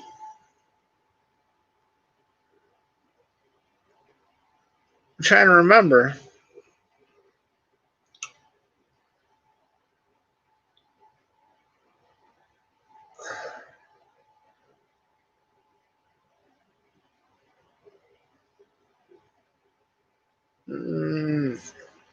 I think he did. Oh my goodness. Patrick, you got me going to Wikipedia.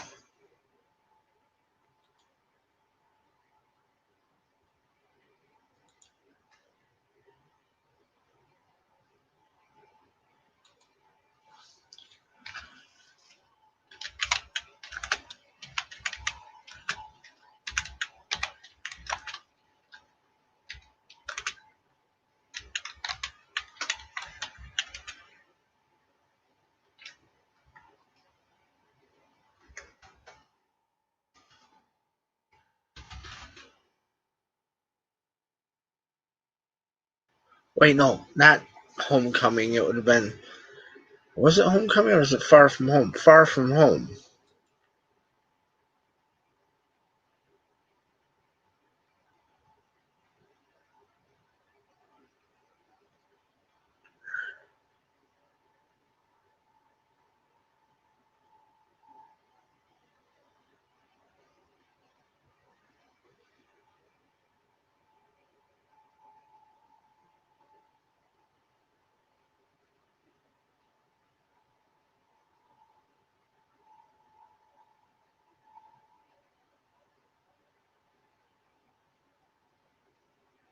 I'm not sure if he did.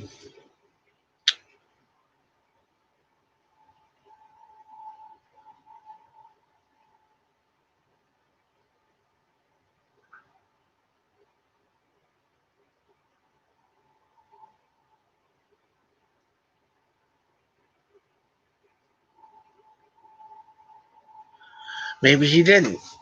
Well,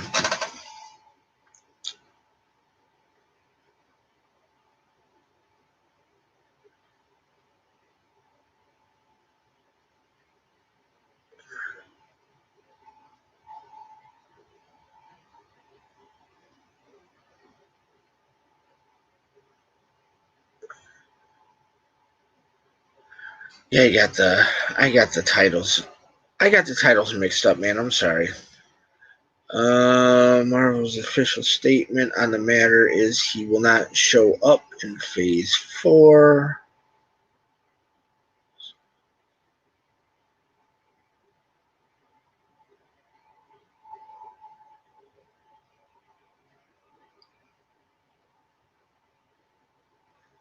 He's given backing for his. Alright, so it was in the medium.com. Daniel Wilson wrote it. More cameos could be Phase 5 or 6 down the line. Alright, so either way, some of his cameos have been great. Absolutely amazing. I've enjoyed Stanley's cameos.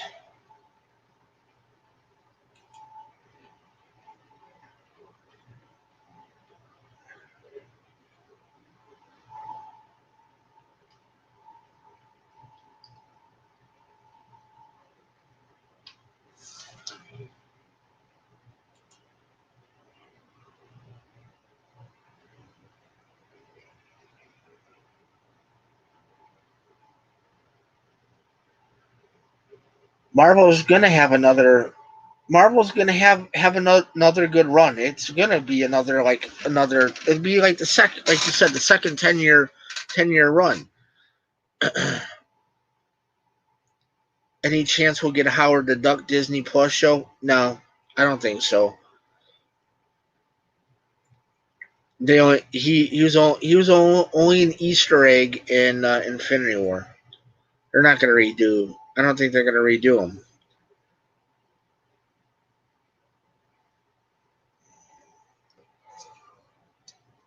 Oh boy, we're getting a little late.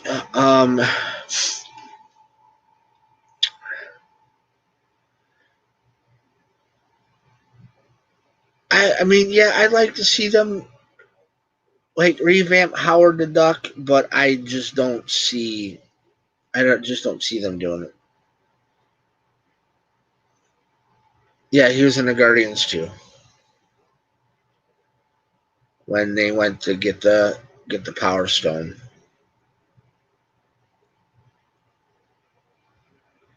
True, Howard the Duck is a true cinematic Marvel godfather.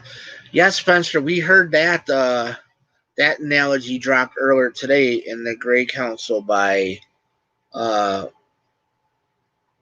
what's his name? Yellow oh god, what the hell is his gotta keep on mixing up his name, man. I'm not trying to. But I'm tired though. Yellow does it. Yeah, Yellow does it. Mention that in Lunga's Grey Council earlier.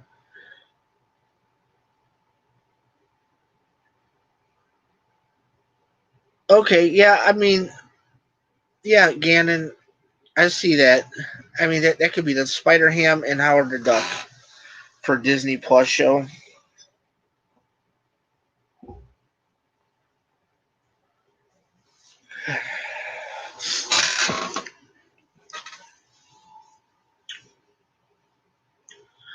Dude, Spencer, like for real, like I wasn't shitting when I commented in that live earlier today. I was listening to Longa and Yellow Does It on my earbuds when I was shopping in Menards today. I was cracking the hell up. Yellow Does It's busting Longa's balls. I was laughing my ass off, and like these OG old schoolers are like looking at me like I was nuts because I had a mask on that that they couldn't see, and the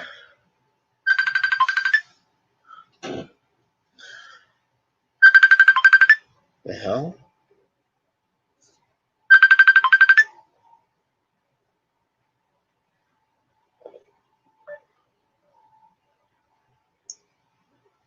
Impromptu Facebook video call thing.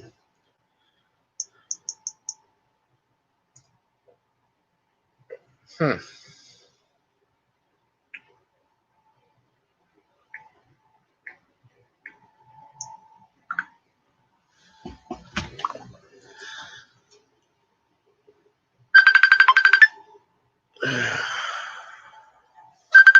Let me see what this is. How the hell do you do this? I don't know how these work. Yo.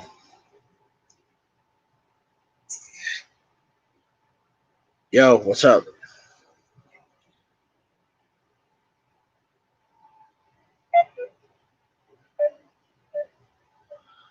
Alright, so. Yo, what up? Hey, fucking to me right now.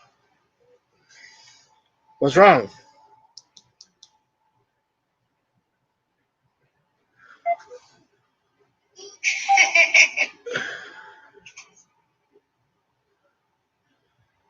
Alright, let's see. Alright, so. Alright guys, I'm gonna call it here for the night. I'm over 3 hours.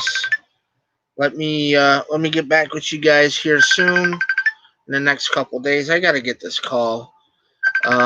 So I'll talk to you guys soon. Have a good night. And we'll see you guys very, very soon.